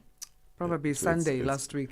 Okay. No, and you're before really that? good with it. How often is that? I'm not that really. good with it, yeah. And that's the thing, right? When we become adults, we don't get to really spend as much time with our friends like when we were kids because we're all just doing our lives. We're paying they're married, they're this and that and the other. And so there needs to be a space that's created to bring friends together and help them reconnect in the way that we would when we were kids. So we're going to be speaking about something called the Friendship Reunion Camp, which is an annual camp that brings friends together, spend the weekend together, camping, enjoying food, enjoying drinks, reconnecting, and just being away from everyday life out in the bush somewhere. That's such a clever idea. But then we do that as friends anyway. You don't do that you're with your different. friends. You're not. I think women more often than men. We just make our own girls trips. No, you are very good at this. But for someone like me, I think that is brilliant. Yeah. So we're going to be chatting about that in today's first hour. In the second hour of the show, taking a look at a great creative hub that speaks about the creative economy. We'll be speaking to the head of entrepreneur development at a place called Uvu Accelerate, and they are an acceleration program for 6 weeks, structured to support creative founders. And then, of course, we finish off with our music artist profile. And today we'll be speaking to award-winning Namibian Afro jazz and traditional artist known as Ena Chimu. Okay. Sounds exciting. Is this like modern music? So Afro jazz is sort of modern because it brings in, different elements into the jazz genre, but also some traditional elements as well. That'd be quite nice to hear. I mean, Namibia is a small population, but rich in culture. It'd be interesting to hear what kind of sound they generate. Okay, so lots to look forward to in that. Yeah. I want to go on that camp, so please get details for me. I will. I absolutely will. Can I even make new friends there? You can. Look, there'll be loads of new friends, which is also the fantastic part. Because some of my friends are rubbish, so I want to change them. You need to replace them. Hand them back in. Yeah, thanks so much. That's Palesa and Benjamin coming up after the 9 o'clock news. Did he enjoy his birthday yesterday? He really did enjoy his birthday. Did you celebrate with him? It was fantastic. Went out for lunch afterwards as a team, and we enjoyed ourselves. That's lovely. That's fantastic. lovely, guys. You must keep up that camaraderie and love. Thank you. I will try. I really will try.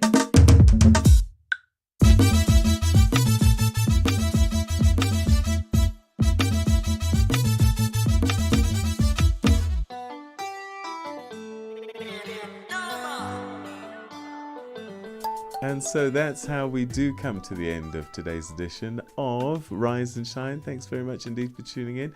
As you've just heard, On the Move is coming next. Yeah, exactly. But from us, we say goodbyes. The Africa Rise and Shine team will be together again Monday, 6 till 9. Make sure that you tune in. But do stay with Channel Africa as more programming comes your way. My name is Asanda Beda. Bye-bye.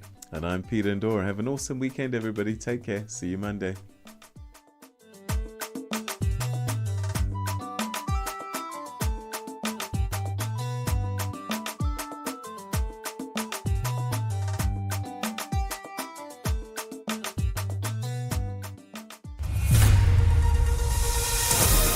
SABC News.